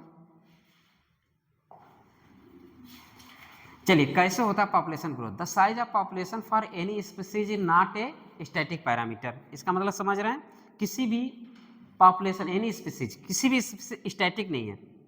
स्टैटिक मीन्स स्टैटिक रहे तो पूरा एक ही दिन में खानदान खत्म हो जाए, ग्रोथ होता रहता है. इस लाइन वही है, the size of population for any species. किसी भी स्पीसीज की पॉपुलेशन की साइज स्टैटिक नहीं होती, बल्कि क्या होता है, it keeps changing with time. Time बीतता जाएगा, इसमें चेंजेस, पॉपुलेशन साइज में चेंजेस आते रहेंगे, स्टैटिक पैरामीटर नहीं है। तो एक क्वेश्चन आपका स्टेटमेंट यही बन जाएगा, क्या पॉपुलेशन स्टैटिक होता है, क्या पॉपुलेशन ग्रोइंग होता है। तो क्या बताएंगे, पॉपुलेशन स्टैटिक नहीं होता है बल्कि टाइम के साथ चेंज होता रहता है। ये वर्ड यहीं से आपका पॉपुलेशन, जबकि पता रहता है। अगर हम वैसे अपनी देहाती भाषा में बात करें ना, तो ये बताओ पॉपुलेशन साइज बढ़ती है घटती रहती है, समय के साथ घटती बढ़ती रहती है कि नहीं भाई। मरेंगे तो घटेगा, पैदा होंगे तो बढ़ेगा। तो पॉपुलेशन की साइज टाइम के साथ चेंज होता रहता है, चाहे वो बढ़ भी सकता है चाहे वो घट भी सकता है। इसलिए 4-5 जो जन्म हुआ इसका। चलिए क्या हुआ, depending on the various factor. आप पहले भी जान चुके, जियोग्राफिकल एरिया में पॉपुलेशन होता है, ऐसे जियोग्राफिकल एरिया में जहाँ पे आप खाने पीने की सारी सुविधाएं हो, तो हम लोग वेरियस फैक्टर नाम दे देते हैं। तो depending on various factor including food, इसको अंडरलाइन ऐसे करो, ये तीनों बाहर निकाल के लिख दो। क्या क्या फैक्टर अफेक्ट करता है पॉपुलेशन को, फूड अवेलेबिलिटी, तो यहां लिख दो फूड अवेलेबिलिटी। ये भी हमारे पॉपुलेशन को क्या करता है, अफेक्ट करता है। दूसरा क्या लिख दोगे, प्रीडेशन प्रेशर। अरे कहीं हम मार के खा तो नहीं जाएंगे, उसको बेचारे प्रेशर रहता है, प्रीडेशन प्रेशर, हम कहीं मार के खा तो नहीं जाएंगे हमको। और क्या है तीसरा, एडवर्स वेदर। मैंने इसीलिए बोला एडवर्स वेदर में इन्वायरमेंट के इफेक्ट बहुत ज़्यादा, चंद्रमा और मंगल पे वो करना, वो एडवर्स इफेक्ट होंगे, ठीक है। सर्वाइव करना, जहाँ खाने पीना मिले वहाँ जाओगे आपसे, जहाँ इज्जत ना हो वहाँ नहीं जाना है, ठीक है। चिपकू ग्रुप ना बनो, लात मार के बाहर निकाल दिए जाओगे। लेकिन अगर चिपकू ग्रुप को निकालना हो तो तड़ तड़ा तड़, मीन्स या तो हीट करो या तो चलो। आगे बढ़ते हैं हम लोग। ये तीनों लाइन हो गए आपके किसके, depending on various factor including the food availability, predation pressure and adverse weather. In fact it is the changes in population density that give us some idea of what is happen to the population, whether it flourishing or declining. Whatever might be the ultimate reason, the density of population in a given habitat during a given period fluctuate due to change in the 4 basic process, 2 of which natality and immigration contribute to increase in population density and 2 mortality and estimation. वही है, population size को हम अगर बात करें तो 2 चीज़ बढ़ाते हैं, 2 घटाते हैं। अब यहाँ भी इंपॉर्टेंट लाइन निकल के आएगी इसके बाद, जो आपके माइंड पे एकदम सेट होना चाहिए और अभी याद कर लीजिए ताकि फिर दोबारा पढ़ने की ज़रूरत ना हो। ये तो क्लियर है, आप इमाइग्रेशन करेंगे तो पॉपुलेशन साइज बढ़ जाएगी, पैदा होगा तो पॉपुलेशन साइज बढ़ जाएगी, और क्या होता है, डेथ होगा तो पॉपुलेशन साइज घट जाएगी। ई माइग्रेशन हो, इम नहीं, देखा, I for enter, E for eversion, E for eversion exist, I for enter. अगर इमर्जन वर्ड आई से है तो बढ़ेगा, अगर ई है तो घटेगा। ई मतलब क्या, एग्जिस्ट, आई मतलब इंटर, इंटर होना पॉपुलेशन साइज बढ़ेगी, एग्जिस्ट होना पॉपुलेशन साइज घटेगी। आई फॉर, ये नहीं कि इम और आई में तुम वहाँ कंफ्यूज हो जाओ, इम और आई में ऐसे कर लो, I for enter, E for exist. तो ये भी हल्का सा लिख लेना। तो ये सब चीज़ें इतना पवारा पढ़, आज के बाद ये सब नहीं पढ़ोगे, रिवीजन करते टाइम ये नहीं पढ़ना है, बस ये बाहर निकाल लिए क्या क्या फैक्टर अफेक्ट किया, फूड अवेलेबिलिटी, प्रेडेशन, ये 3 लाइन निकल के आ गए। इसमें जो पवारा लिखा है बस यही है, पॉपुलेशन साइज एक बढ़ाएगा एक घटाएगा। अगर बढ़ाने घटाने वाला कंट्रीब्यूट कौन करता है पॉपुलेशन साइज की, कौन करेगा, अगर एंट्री हुआ तो आई, पैदा हुआ वो भी बढ़ रहा है, मतलब साइज, पॉपुलेशन साइज बढ़ रहा है, मर रहे हैं तब भी घट रहा है, और यहाँ से निकल रहे हैं। अब इसके बाद जो इम्पोर्टेंट लाइन है, पहले इसका डिफिनीशन देख लीजिए, इसके बाद 2 लाइन वेरी वेरी इंपॉर्टेंट है। पहले ये सब तो अब तो जान ही गए। नेटिलिटी, नेटिलिटी मतलब जन्म लेना, नेटिलिटी मतलब जन्म ले लिए during given period, during a given period, ये भी ध्यान देने वाली बात है, ये नहीं कि कौन पीरियड में, during a given period in the population there are added to the initial density. Initial density में क्या हो रहा है, ये भी याद रखना, इनिशियल डेंसिटी जो थी पहले की जो डेंसिटी थी उसी में ऐड हो जाना। मॉर्टेलिटी क्या है, is the number of death in the population during a given period. एक गिवन पीरियड में कितना डेथ हुआ। इसके बाद इम माइग्रेशन की बात है। इम मतलब हम आई से आज के बाद क्या बोलेंगे, इंटर। आई मतलब inter. Immigration is the number of individuals of the same species that have come into the habitat from elsewhere during the time period under consideration। अगर कोई आ रहा है उस पॉपुलेशन साइज बढ़ा रहा है, उसको भी हम कंसिडर करेंगे कि हमारे पॉपुलेशन की साइज को बढ़ाने में मदद करता है। जैसे पाकिस्तान से 2 आ जाए तो आपकी क्या हुआ, वो इमाइग्रेशन हुआ। इंडिया से 2 चला जाए वो क्या हो गया, ये माइग्रेशन हो गया। ये भी पॉपुलेशन साइज को अफेक्ट किए कि नहीं, हाँ अफेक्ट किए, दोनों अफेक्ट किए। एक कम हुआ एक ज़्यादा, इसलिए decreasing and increasing word develop हुआ। ये सब हो गया, ये सब कर लेंगे। Going where time period under the consider. अब बात करते हैं क्या, ये कर लेंगे आप लोग, वही है फिगर में। ई माइग्रेशन अब यहाँ बदल सकता है, जब पेपर बनेगा ये बदल देगा, कहीं इसको हटा देगा, कहीं कुछ और यहाँ माइनस कर देगा, यहाँ प्लस कर देगा, कौन सही है कौन गलत है। लेकिन आपके दिमाग में आई मतलब इंटर, ई मतलब एग्जिस्ट। आई मतलब इंटर, ई मतलब एग्जिस्ट। हमको इसमें 2 ही लाइन देखना है। और नेटेलिटी भाई बर्थ से रिलेटेड है, उस पर तो चर्चा नहीं करना। और कहाँ गया, मॉर्टेलिटी मतलब डेथ से रिलेटेड है, तो ये तो भाई दोनों घटाएंगे ही घटाएंगे, इसलिए माइनस लिख दिया इन्होंने। ये भी माइग्रेशन से बाहर जा रहा है, इसलिए इसको क्या लिख दिया, माइनस। ई मतलब एग्जिस्ट, ई मतलब एग्जिस्ट बाहर जा रहा है, आई मतलब इंटर। ये हमेशा दिमाग में छपे होने चाहिए। तो बहुत टफ वाली चीज़ ये सब नहीं है, आप समझ जाएंगे अच्छे। हमें लगता है दोबारा ये पढ़ने की ज़रूरत भी नहीं पड़ेगी, क्यों, ये सब दोबारा पढ़ने की ज़रूरत भी नहीं है। अब थोड़ा से इम्पॉर्टेंट यहाँ पे है। So if n is the population density at time t, then it density at time t + 1 is, क्या हो जाएगा, n t + 1 n t plus birth and immigration minus death and. इसका मतलब जो होता है पॉपुलेशन डेंसिटी बर्थ और ये बढ़ाएगा, लेकिन इससे घटेगा। You can see from the above equation that population density will increase if the number of birth plus the number of immigration is more than the number of death plus the number of immigration under the normal condition। birth and death are the most ये वाले underline करिए क्या, इसलिए under वही खुद ही लिख दिया है, बर्थ एंड डेथ। ठीक है, birth and death are the most important factor influencing population density. उधर लिखिए, बर्थ एंड डेथ क्या करता है, मोर इन्फ्लुएंस करता है पॉपुलेशन डेंसिटी को। तो ये क्या करेंगे, इन्फ्लुएंसिंग पॉपुलेशन डेंसिटी,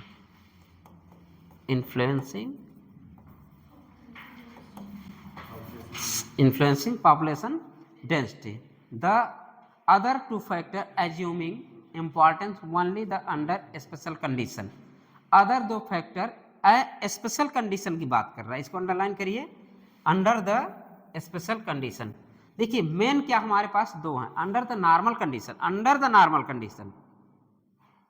ठीक है, under the normal condition birth and death जो होता है वो प्रभावित करता है पॉपुलेशन डेंसिटी को अंडर द नॉर्मल कंडीशन।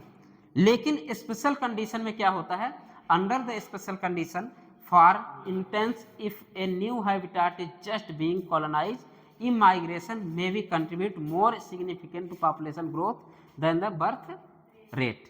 इसको वेरी वेरी इंपॉर्टेंट करो, ये आपसे हाँ हो सकता है इसी साल क्वेश्चन पूछ सकता है, वेरी वेरी इंपॉर्टेंट करो। कहाँ से, अंडर द स्पेशल कंडीशन। और क्या करोगे, कौन सा अंडरलाइन करना इसमें, कॉलोनाइज किधर गया, कॉलोनाइज ये है कॉलोनाइज। इस कंडीशन में कौन इंपॉर्टेंट है, इमाइग्रेशन। इम हो गया, ऐसे तीनों चारों लाइन अंडरलाइन करो, फिर समझते हैं हम लोग। चारों अंडरलाइन करिए।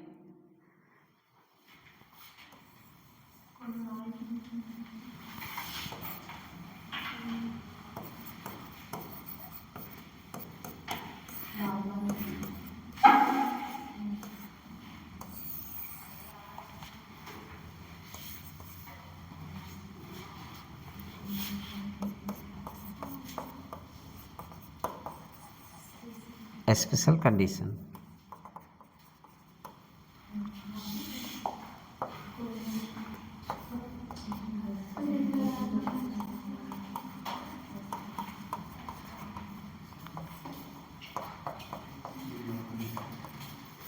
चलिए ये वाली बात समझ लेते हैं ना, कॉलोनाइज की बात समझ लेते हैं।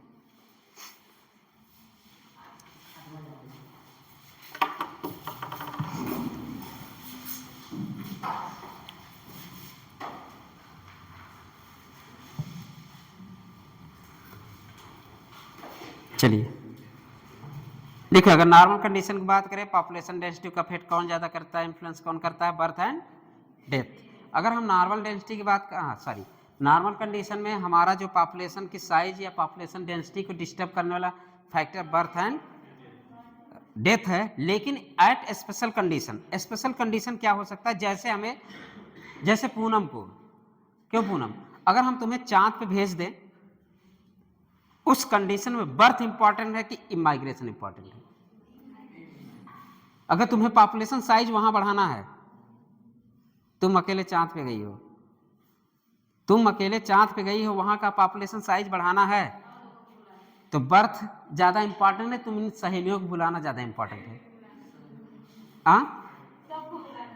सबको बुलाना ज्यादा इंपॉर्टेंट, इसीलिए एक क्वेश्चन यहां से पूछ सकता है। ठीक है, एनसीईआरटी यहाँ से क्वेश्चन बना सकता है कि अगर हमें कॉलोनाइज करना है, नई दुनिया का विकास करना है, वहाँ पे बर्थ इंपॉर्टेंट नहीं है, वहाँ पे इमाइग्रेशन इंपॉर्टेंट है। कॉलोनाइज का मतलब यही होता है। ठीक है, कोई कॉलोनी बनाना हो, कॉलोनाइज छोड़ो, कोई कॉलोनी समझ रहे हो, कॉलोनी कैसे बनता है, अरे एक स्पेशल एरिया बसाओ, कॉलोनी बना दो, वही होता है कॉलोनाइज।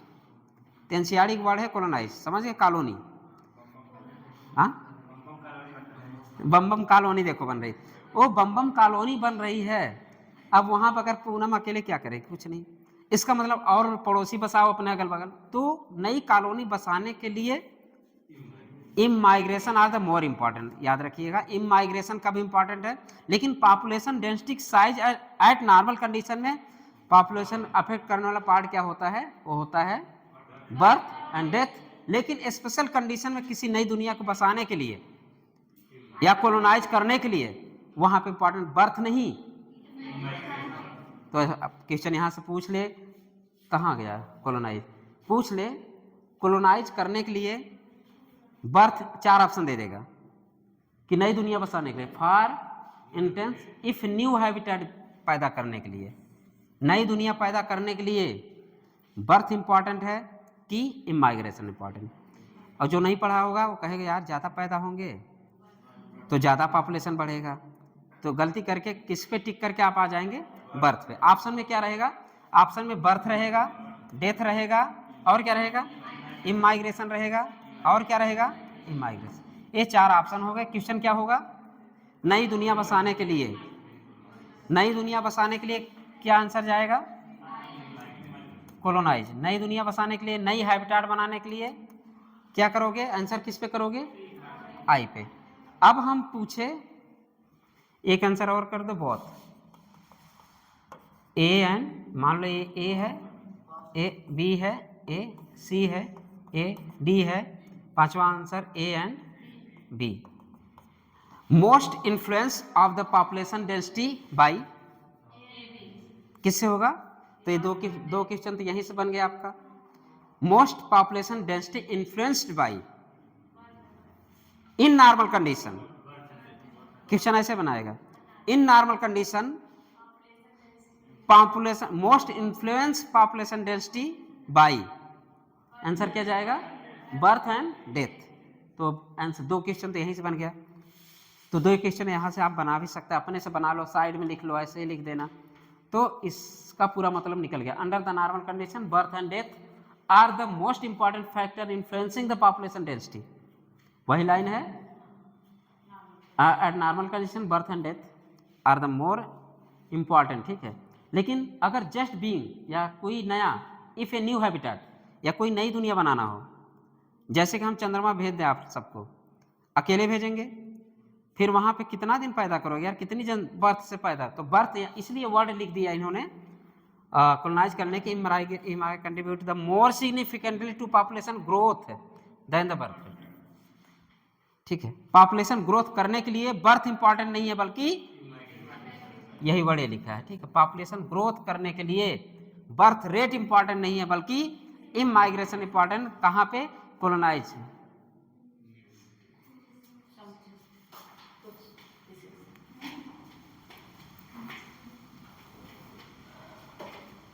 सो गई आंखें बंद करके? हाँ,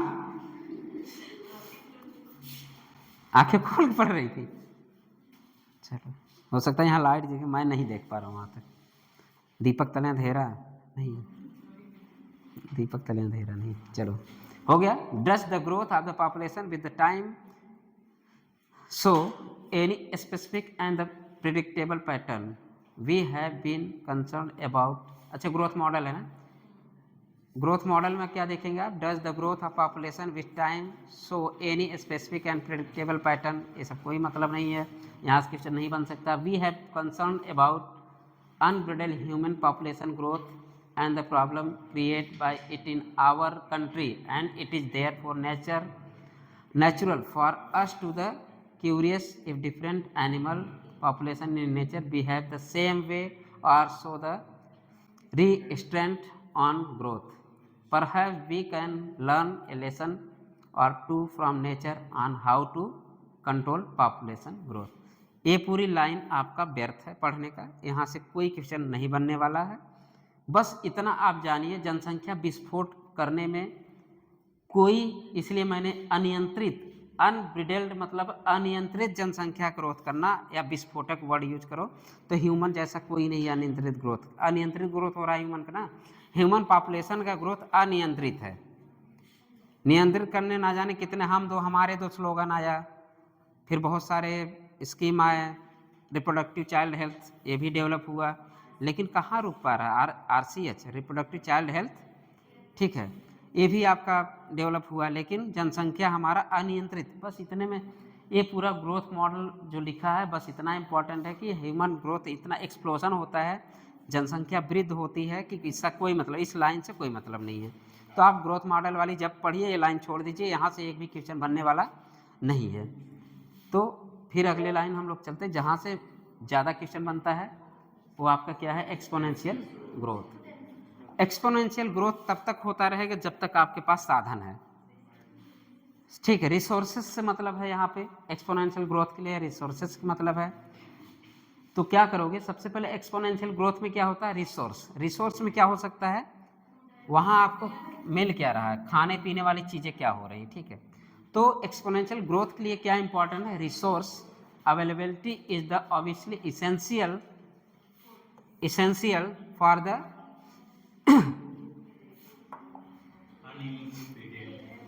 essential for the unimpeded growth of a population, ideally when resources in the habitat are unlimited.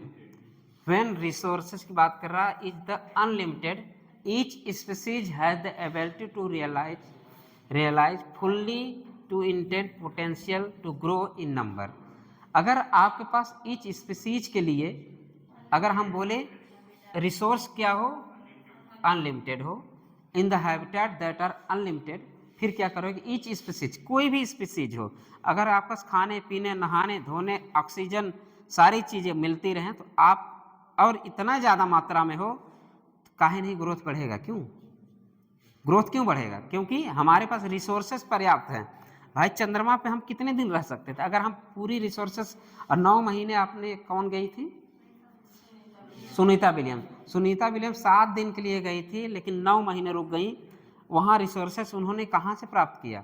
क्योंकि छोटी छोटी कैप्सूल लेके जाना होता है, तो आपकी एक कैप्सूल खा लीजिए तो आप पूरे दिन भर का खाना हो जाता है,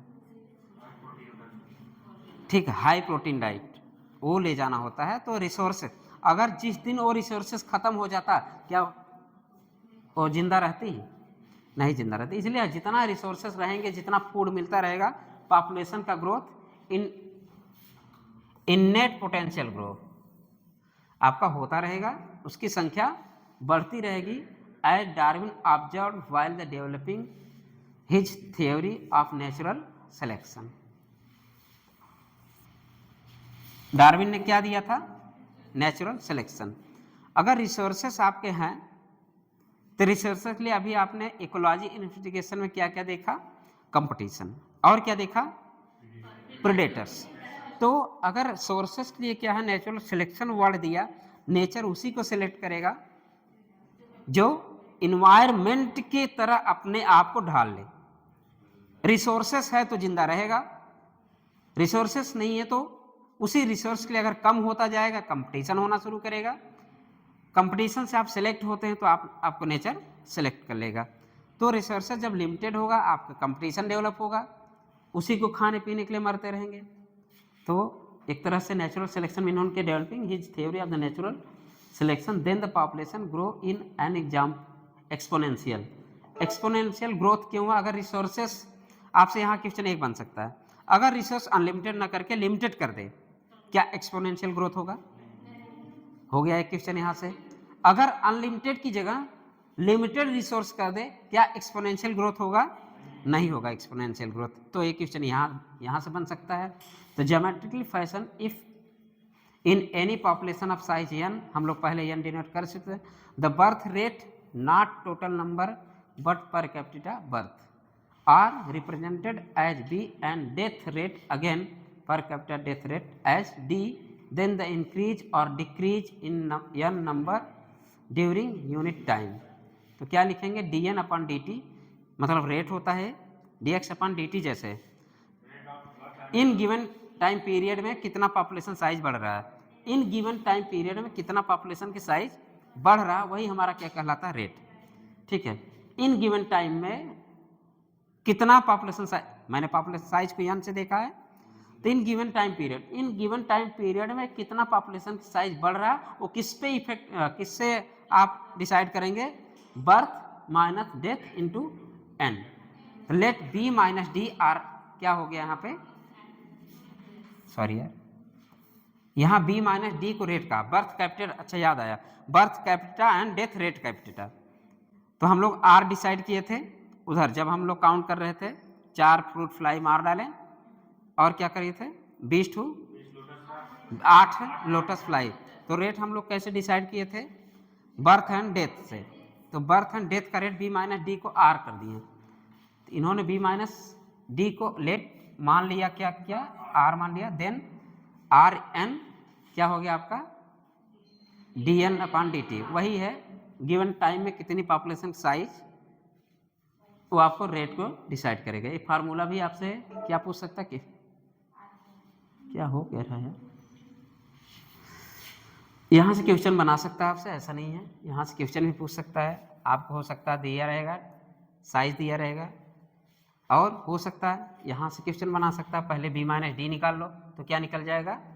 r निकल जाएगा, तो n पूछ लेगा। अगर क्वेश्चन बनाना चाहेगा तो यहाँ से भी बन सकता है, तो इसको अंडरलाइन कर लीजिए। There are in the r in the equation is called the intrinsic rate of natural increase. ते भी इंपॉर्टेंट, यहाँ पे आपसे एक लाइन इंपॉर्टेंट इस क्वेश्चन में आपसे r पूछ सकता है। r क्या होता है?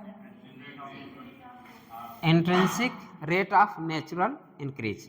r का मतलब क्या होता है? Intrinsic rate of natural increase and is a very important parameter chosen for the assessing impact of any biotic और abiotic factor on population growth. Biotic factor and abiotic factor on population growth के लिए कौन important है? Intrinsic rate of natural increase and is a very important parameter chosen for the saying impact of any biotic और abiotic factor on population growth. तो r आप very very important है। Are क्या होता है? बी माइनस डी होता है। Birth minus death को हम आर कहेंगे, बर्थ माइनस डेथ को आर कहेंगे। आर क्या होता है? Intrinsic rate of natural increase. R का मतलब क्या होता है? Intrinsic rate of natural increase. आप ऐसे दे देगा, ये फार्मूला दे देगा और 4 ऑप्शन दे देगा, आप पूछेगा आर क्या है, 4 ऑप्शन दे देगा, 4 ऑप्शन में पूछ लेगा आर। तो कैसे क्वेश्चन बना सकता है? ए में हम कर दें बी माइनस डी, बी में कर दें intrinsic rate of natural, B में क्या रख दें? Intrinsic rate of natural increase.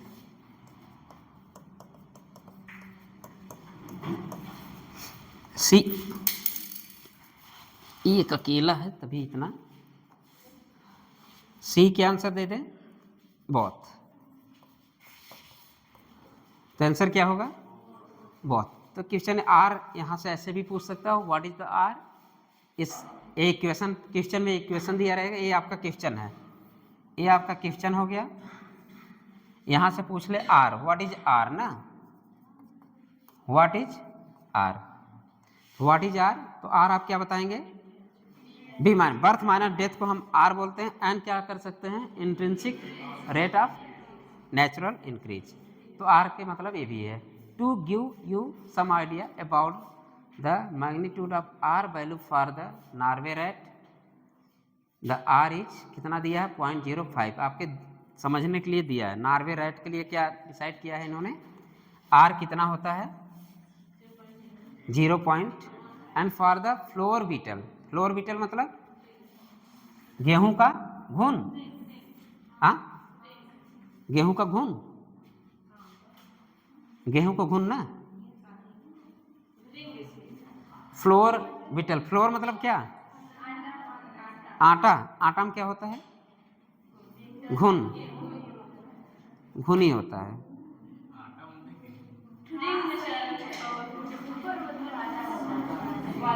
Floor मतलब आटा। चलो जो भी हो, फ्लोर बीटल। अरे उसकी भी पॉपुलेशन होगी ना, इतना घुन होते हैं, पॉपुलेशन तो उसकी भी है। उस पॉपुलेशन हम कैसे डिसाइड करेंगे? उसका आर कितना होता होगा? ये जस्ट एग्जांपल दिया, लेकिन पूछेगा नहीं। फोर बीटल इच, और पूछेगा तो डायरेक्ट इसका वैल्यू ही पूछेगा, कोई एक्स्ट्रा दिमाग नहीं लगाएगा। Flour beetle is the 0.12। ऐसे क्वेश्चन पूछ सकता है ना, क्या फ्लोर बीटल का आर वैल्यू बताइए। क्वेश्चन ऐसे पूछ सकता है, what is the value of the flour, इसका फ्लोर बीटल का आर वैल्यू। ठीक है, ऐसे भी क्वेश्चन पूछ सकता है, फ्लोर बीटल का आर कितना होगा? पॉइंट। ऐसे भी रट लो आप लोग, ऐसे नहीं। हाँ, आटा भृंग। अरे इंसेक्ट वगैरह हैं, चलो छोड़ दो, वही घुन वाले होंगे। अब भृंग हमें नहीं पता, भृंग किसको कहते हैं? हिंदी मीडियम, तुम भी। भृंग क्या है? एक प्रकार का कीड़ा है।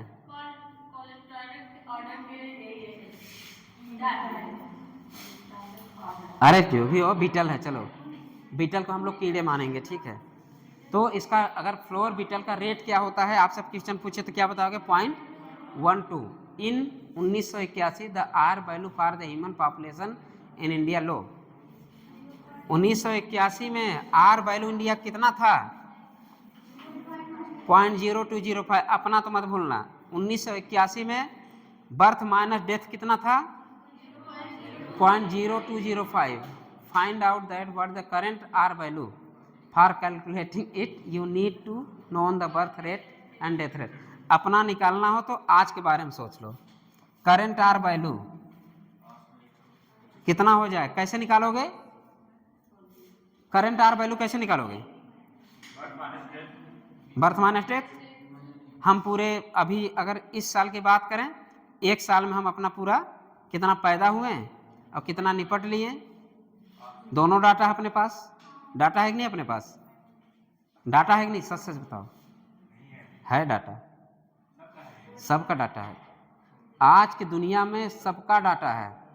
बर्थ होते ही बर्थ सर्टिफिकेट, बिना बर्थ सर्टिफिकेट कुछ तुम कर नहीं सकते हो। और बिना डेथ सर्टिफिकेट अपना जमीन अपने नाम नहीं कर सकते हो। समझ गए? बिना डेथ सर्टिफिकेट के खुद का जमीन कभी अपने घर वालों के नाम नहीं कर पाओगे। तो इसलिए आज की दुनिया में एक साल में बर्थ कितना हुआ वो तो क्लियर हो जाएगा, डेथ कितना हुआ वो निकाल लेना। आज के पहले तुम देख लेना टीवी वी पे या गूगल से सर्च करो कि कितना मरे हैं इस एक साल में, और कितना वो दे देगा, उसी का कर दो माइनस, निकल जाएगा आर वैल्यू। लेकिन 1981 में आर वैल्यू कितना था? 0.0205।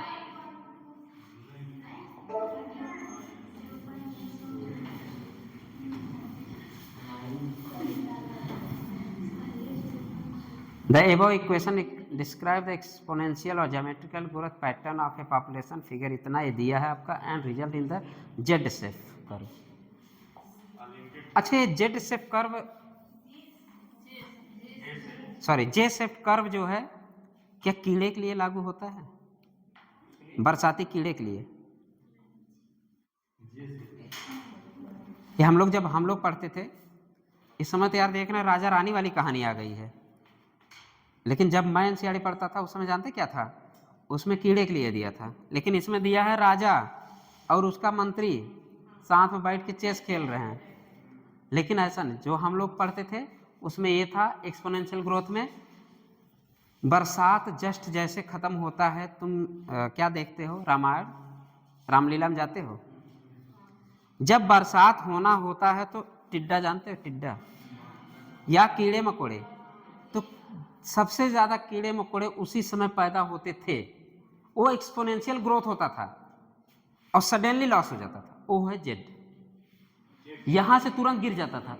कहाँ गया जेड शेप वाले, अरे यार सॉरी जे शेप वाले में क्या था, ऐसे जाते थे कीड़ा जो बरसाती कीड़े, हम लोग उसमें बरसाती कीड़े ही दिया था, मानते थे ऐसे जाता था ऐसे गिर जाता था उसका ग्राफ।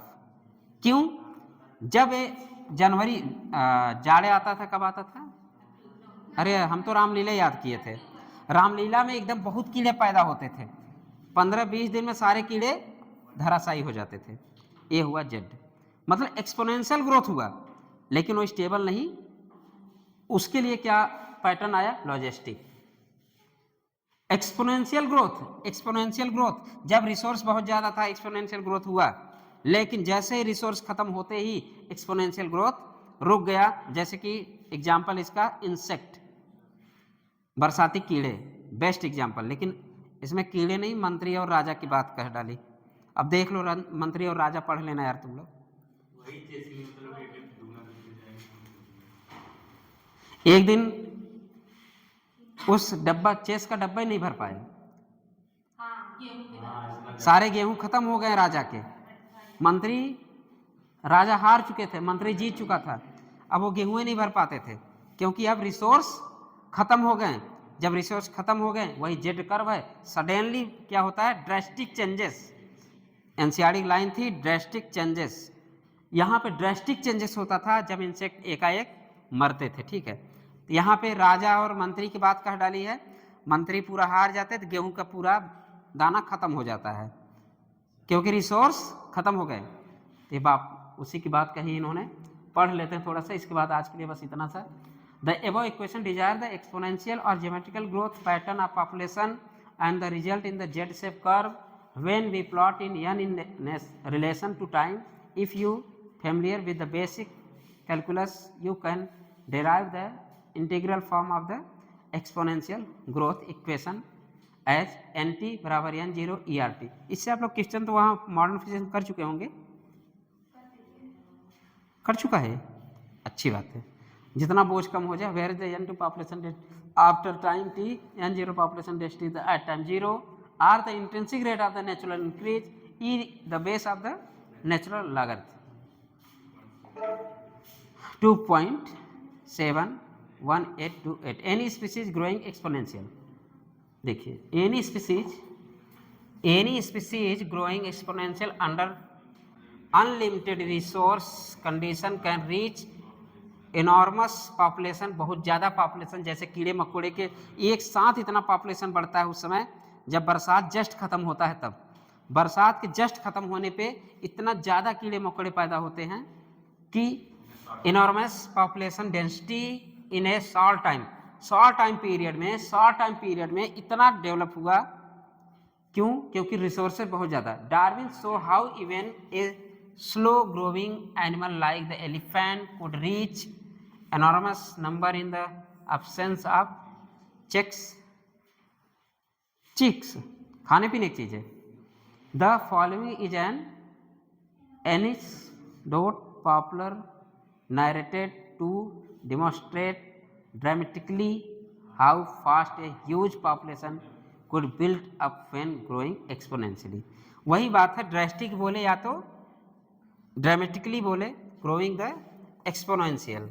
जो पॉपुलेशन की साइज बढ़ रही है, यहाँ पे हाथी का जिक्र कर दिया, अगर हाथी की साइज एकाएक बढ़ रही है, क्योंकि वहाँ पे रिसोर्सेज क्या दे रहा है, popular narrated dramatically how far you enormous number in the absence of checks। absence of checks मतलब ये है ना कि आप कितना है आप चेक नहीं कर रहे हैं, जो खाने पीने वाली चीज़ें हैं इतना ज़्यादा है कि absence of check, आप चेक ही नहीं होगा, आप कुछ पता ही नहीं कितना, बहुत ज़्यादा है इतना मटेरियल, तो उसका एक्सपोनेंशियल ग्रोथ होना शुरू कर देगा। पता चली कि आपके पूरी दुनिया में हाथी हाथी ही दिखे, इसलिए चेक करना बहुत ज़रूरी है। और वो चेक कौन करता है, इन्वायरमेंट चेक करता है, और इन्वायरमेंट को पता हम कब ख़त्म करेंगे, इसलिए इंसेक्ट जैसे ही बारिश ख़त्म होने के बाद 1 महीने तो ऐसा जैसे इंसेक्ट का तांडव होता है, जहाँ देखो वहाँ लाइट जली नहीं, इंसेक्ट पैदा हो गए हैं। लेकिन वो कब तक अपना जो इन्वायरमेंट वो चेक करता है, अगर वो चेक कर रहा अनलिमिटेड है तब तो भाई वो ग्रोथ करेंगे, अगर अनलिमिटेड नहीं है जो आपके रिसोर्सेस हैं वो चेक करता रहे, वही चेक वर्ड इसलिए यूज हुआ है। अब्सेंस ऑफ चेक, चेक नहीं करेंगे आपके पास कितना रिसोर्स है, हाथी खा पी के पता चली पूरी दुनिया में हाथी पैदा हो जाए। तो ये भी एक्सपोनेंशियल ग्रोथ के एक एग्जाम्पल है कि ड्रास्टिक चेंजेस होना या ड्रामेटिकली चेंजेस होना, ये क्या कहलाता है, आपका पॉपुलेशन, ह्यूज पॉपुलेशन बनाने में बहुत महत्वपूर्ण भूमिका होती है, और जिसको हम क्या बोलते हैं, एक्सपोनेंशियली ग्रोथ। यहाँ पे एक एग्जाम्पल इन्होंने देख समझाया, राजा रानी वाली, हाँ राजा नहीं, रानी नहीं है यहाँ पे, मंत्री ही बेचारे के, बिना रानी के जी रहा है, ठीक है। आज राजा बिना रानी का है। The king and the ministers set for a chess game, वो दोनों बैठ जाते हैं गेम खेलने, कौन सा गेम, चेस गेम खेलने बैठ जाते हैं। The king confident of winning the game, राजा को इतना घमंड है या उसको कॉन्फिडेंट है कि हम चेस जीत ही लेंगे, ठीक है, राजा को इतना घमंड है कि हम चेस जीत ही लेंगे। फिर क्या करता है, the king confident of winning the game was ready to accept any bet proposal, जो प्रपोजल रखता है मंत्री वो एक्सेप्ट कर लेता है बाय द मिनिस्टर, मिनिस्टर द्वारा प्रपोजल ये है कि ये एक्सेप्ट कर लेते हैं। The minister humbly said that if he won, लो वो क्या कहता है, the minister humbly said that if he won he wanted only some wheat grain, वो अपना शर्त ये रखता है अगर हम जीतते हैं तो मुझे गेहूं के कुछ दाने चाहिए।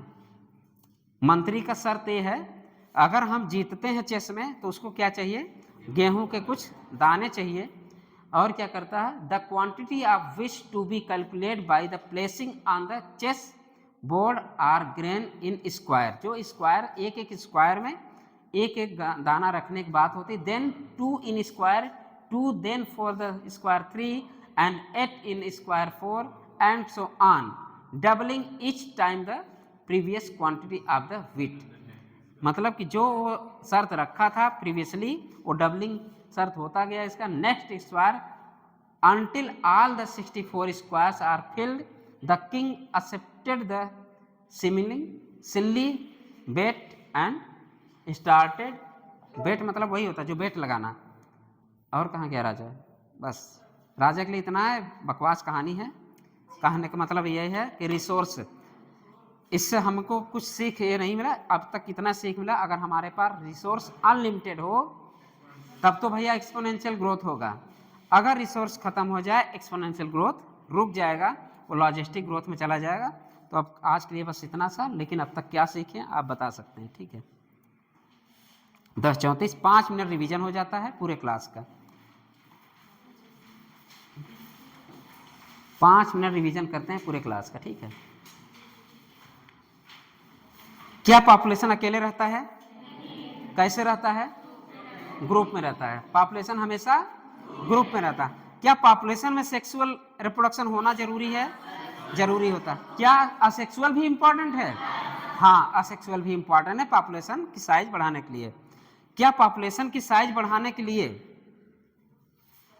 इमाइग्रेशन जरूरी है, बर्थ जरूरी है, या क्या पॉपुलेशन साइज घटाने के लिए डेथ एंड इमाइग्रेशन जरूरी है, हाँ दोनों जरूरी है। और क्या हम लोग पढ़ें, हम इंडिविजुअल की बात करें, इंडिविजुअल हमें ये शो करता है, इंडिविजुअल्स हम बर्थ और डेथ, ना कि birth rate and death rate per capita decide नहीं कर सकते हैं।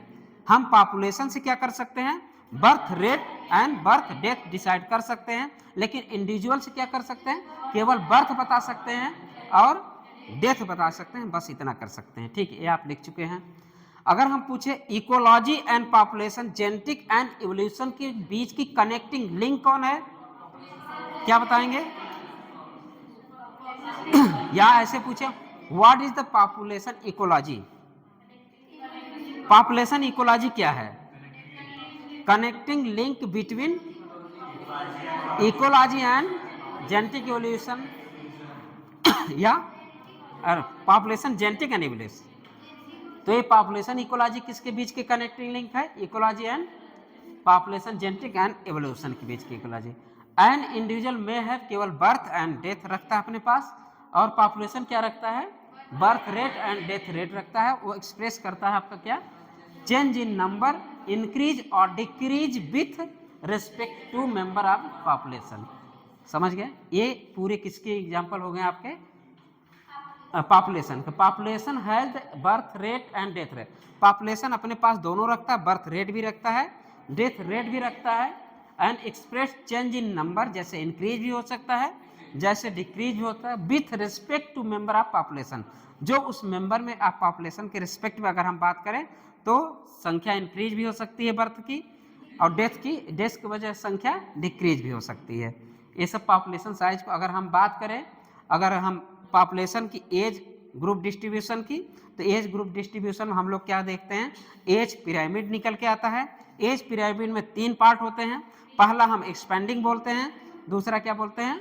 स्टेबल बोलते हैं, तीसरा क्या बोलते हैं? डिक्लाइन बोलते हैं। स्टेबल की आप फिगर देख लीजिएगा, और डिक्लाइन का फिगर देख लीजिएगा, और एक्सपेंडिंग का फिगर देख लीजिए। ये एज पिरामिड को, इसमें मेल और फीमेल को डिनोट करते हैं, अकेला मेल एंड फीमेल नहीं।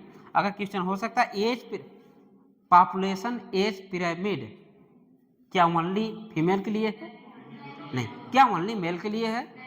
ये भी क्वेश्चन बन सकता है, बोथ के लिए है। जो population age pyramid can be derived या can be made for only female, only male age, या only male age, only female है, या बोथ मेल एंड फीमेल। तो जो एज पॉपुलेशन की एज पिरामिड बना है वो मेल एंड फीमेल के एज के डिस्ट्रीब्यूशन को लेके बना है। और वो कैसे होते हैं? 3 टाइप होते हैं। एक्सपेंडिंग होते हैं। ठीक, आगे बढ़ते हैं। अगर आपसे what is the investigation ecological process, अगर आपसे कोई क्वेश्चन पूछे क्या होता है इन्वेस्टिगेशन इकोलॉजिक प्रोसेस, तो क्या बताएंगे आप? इसमें बताएंगे it the outcome of competition and impact of predator और अप्लाई ऑफ द पेस्टिसाइड। ठीक, चलिए इसमें फिर हम बात करते हैं पॉपुलेशन डेंसिटी वर्ड आता है। अगर हम पॉपुलेशन की साइज को बताना हो तो हम नंबर भी गिन के बता सकते हैं। नंबर इतना इंपॉर्टेंट नहीं हो पाया कुछ केसेस में, जैसे कि एक बनियान का पेड़ ले लो और 200 पार्थेनियम की ग्रास ले लो। अब अगर हम पॉपुलेशन डेंसिटी की बात करें तो पॉपुलेशन डेंसिटी ग्रास की ज़्यादा है, लेकिन अगर हम इतना बड़ा पेड़ है, इतना एरिया घेरा है, उसके बेचारे का कोई वैल्यू नहीं है। अब वहाँ अगर हमें पॉपुलेशन डेंसिटी निकालना हो तो हम वहाँ पॉपुलेशन डेंसिटी से इसको नहीं निकाल सकते। फिर किसका विकास होता है? बायोमास का। तो ऐसे केस में एज सच केसेस इसको डिसाइड करने के लिए या इसको डिटरमाइन करने के लिए हम बायोमास का यूज करते हैं। क्लियर? अब बायोमास भी रही, जैसे कि हम मछली की बात करें, एक तालाब में मछली पकड़ने गए तो मछली पकड़ते समय हम ये थोड़ी ना देख रहे हैं कि मछली कितनी है। हम नंबर, वहाँ भी मेरा नंबर फेल हो गया, वहाँ भी हम नंबर से डिसाइड नहीं कर सकते कि मछली की पॉपुलेशन कितनी है। फिर हम लोग वहाँ क्या देखें? Relative density. रिलेटिव डेंसिटी से ये पता चल गया, अगर पूरे तालाब में थोड़ा सा जाल फेंक के मछली पकड़े तो हम पूरे तालाब की एरिया को नाप सकते हैं और उसमें कितनी मछली हम बता सकते हैं। वहाँ भी नंबर हमारा कोई काम का नहीं आया, कोई मतलब नहीं नंबर रहने का। हमें कहाँ क्या काम आया? Population, sorry, relative population density. तो रिलेटिव पॉपुलेशन डेंसिटी निकल के आ गया। फिर इसके बाद हम लोग आगे बढ़े, क्या आता है इसके बाद? हाँ, इसके बाद टाइगर। अब जैसे हम मान ले लड़का है, नया लड़का है अभी, अब इसको हम टाइगर जहाँ ऐसे जंगल में भेज दें, जाओ तुम, आज तुम्हारा एक होमवर्क है, जाओ तुम जितने चीते हो गिन के आओ। जाओगे गिनने? तब क्या करोगे?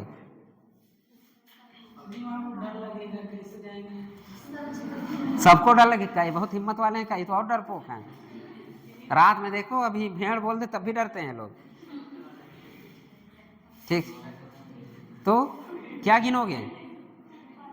ये गिनना, उसका पग गिनना, कितना चला है, कितने बाघ टहले हैं, वहां पग काउंट करके बता सकते हो, कितने काउंट कर लेना वहां पे। तो हर चीज के नंबर ऑफ साइज पॉपुलेशन जानने के लिए अलग अलग चीजें हैं। पॉपुलेशन ग्रोथ की बात होती है। पॉपुलेशन ग्रोथ हम कैसे डिसाइड करते हैं? क्या पॉपुलेशन ग्रोथ स्टैटिक होता है कि नॉन स्टैटिक? नॉन स्टैटिक होता है। पॉपुलेशन ग्रोथ कैसा होता है? नॉन स्टैटिक होता है। विथ टाइम, जैसे जैसे टाइम चेंज होगा ग्रोथ वैसे वैसे चेंज होते रहेंगे। अब इसको अफेक्ट क्या क्या करते हैं? अफेक्ट चार चीजें करते हैं। एक होता है बर्थ, एक होता है डेथ, एक होता है आई से इमाइग्रेशन, एक होता है ई से इमाइग्रेशन। अब बोलो तो दोनों इम में सुनाई देता है कि नहीं? उसको भी इमाइग्रेशन, इसको भी इमाइग्रेशन पढ़ोगे। एक आई है, एक ई है। ठीक है, यहां तक हो गया। अगर हम डब्बे की बात करें, डब्बा में पता एक घटाता है एक बढ़ाता है। At normal condition, eight normal condition population density more influence by, चलो रितेश खड़े हो जाओ। एट नॉर्मल कंडीशन, खड़े जाओ। Eight normal condition most influence of the population density by birth and death, and a special condition population density are affected by, या birth ज्यादा है कि इमाइग्रेशन ज्यादा, या कोई कॉलोनी बनाना हो, या नई दुनिया न्यू हैबिटेट बनाना हो। अगर न्यू हैबिटेट नई दुनिया बनाना हो तो इमाइग्रेशन इंपॉर्टेंट है कि बर्थ? इमाइग्रेशन इंपॉर्टेंट हो गया क्वेश्चन, यहां से क्वेश्चन ये बनेगा। अगर हम नई दुनिया बना, न्यू हैबिटेट या कॉलोनाइज करना हो किसका? एट ए स्पेशल कंडीशन, तो क्या होगा? Immigration are very very important than the birth. लेकिन वहां पे कौन सा है? बर्थ एंड डेथ दोनों। यहां पे कौन है? केवल इमाइग्रेशन। ठीक है, इतना आज के लिए बस बहुत है, ये सब भूलिए मत, आज यही रट लो।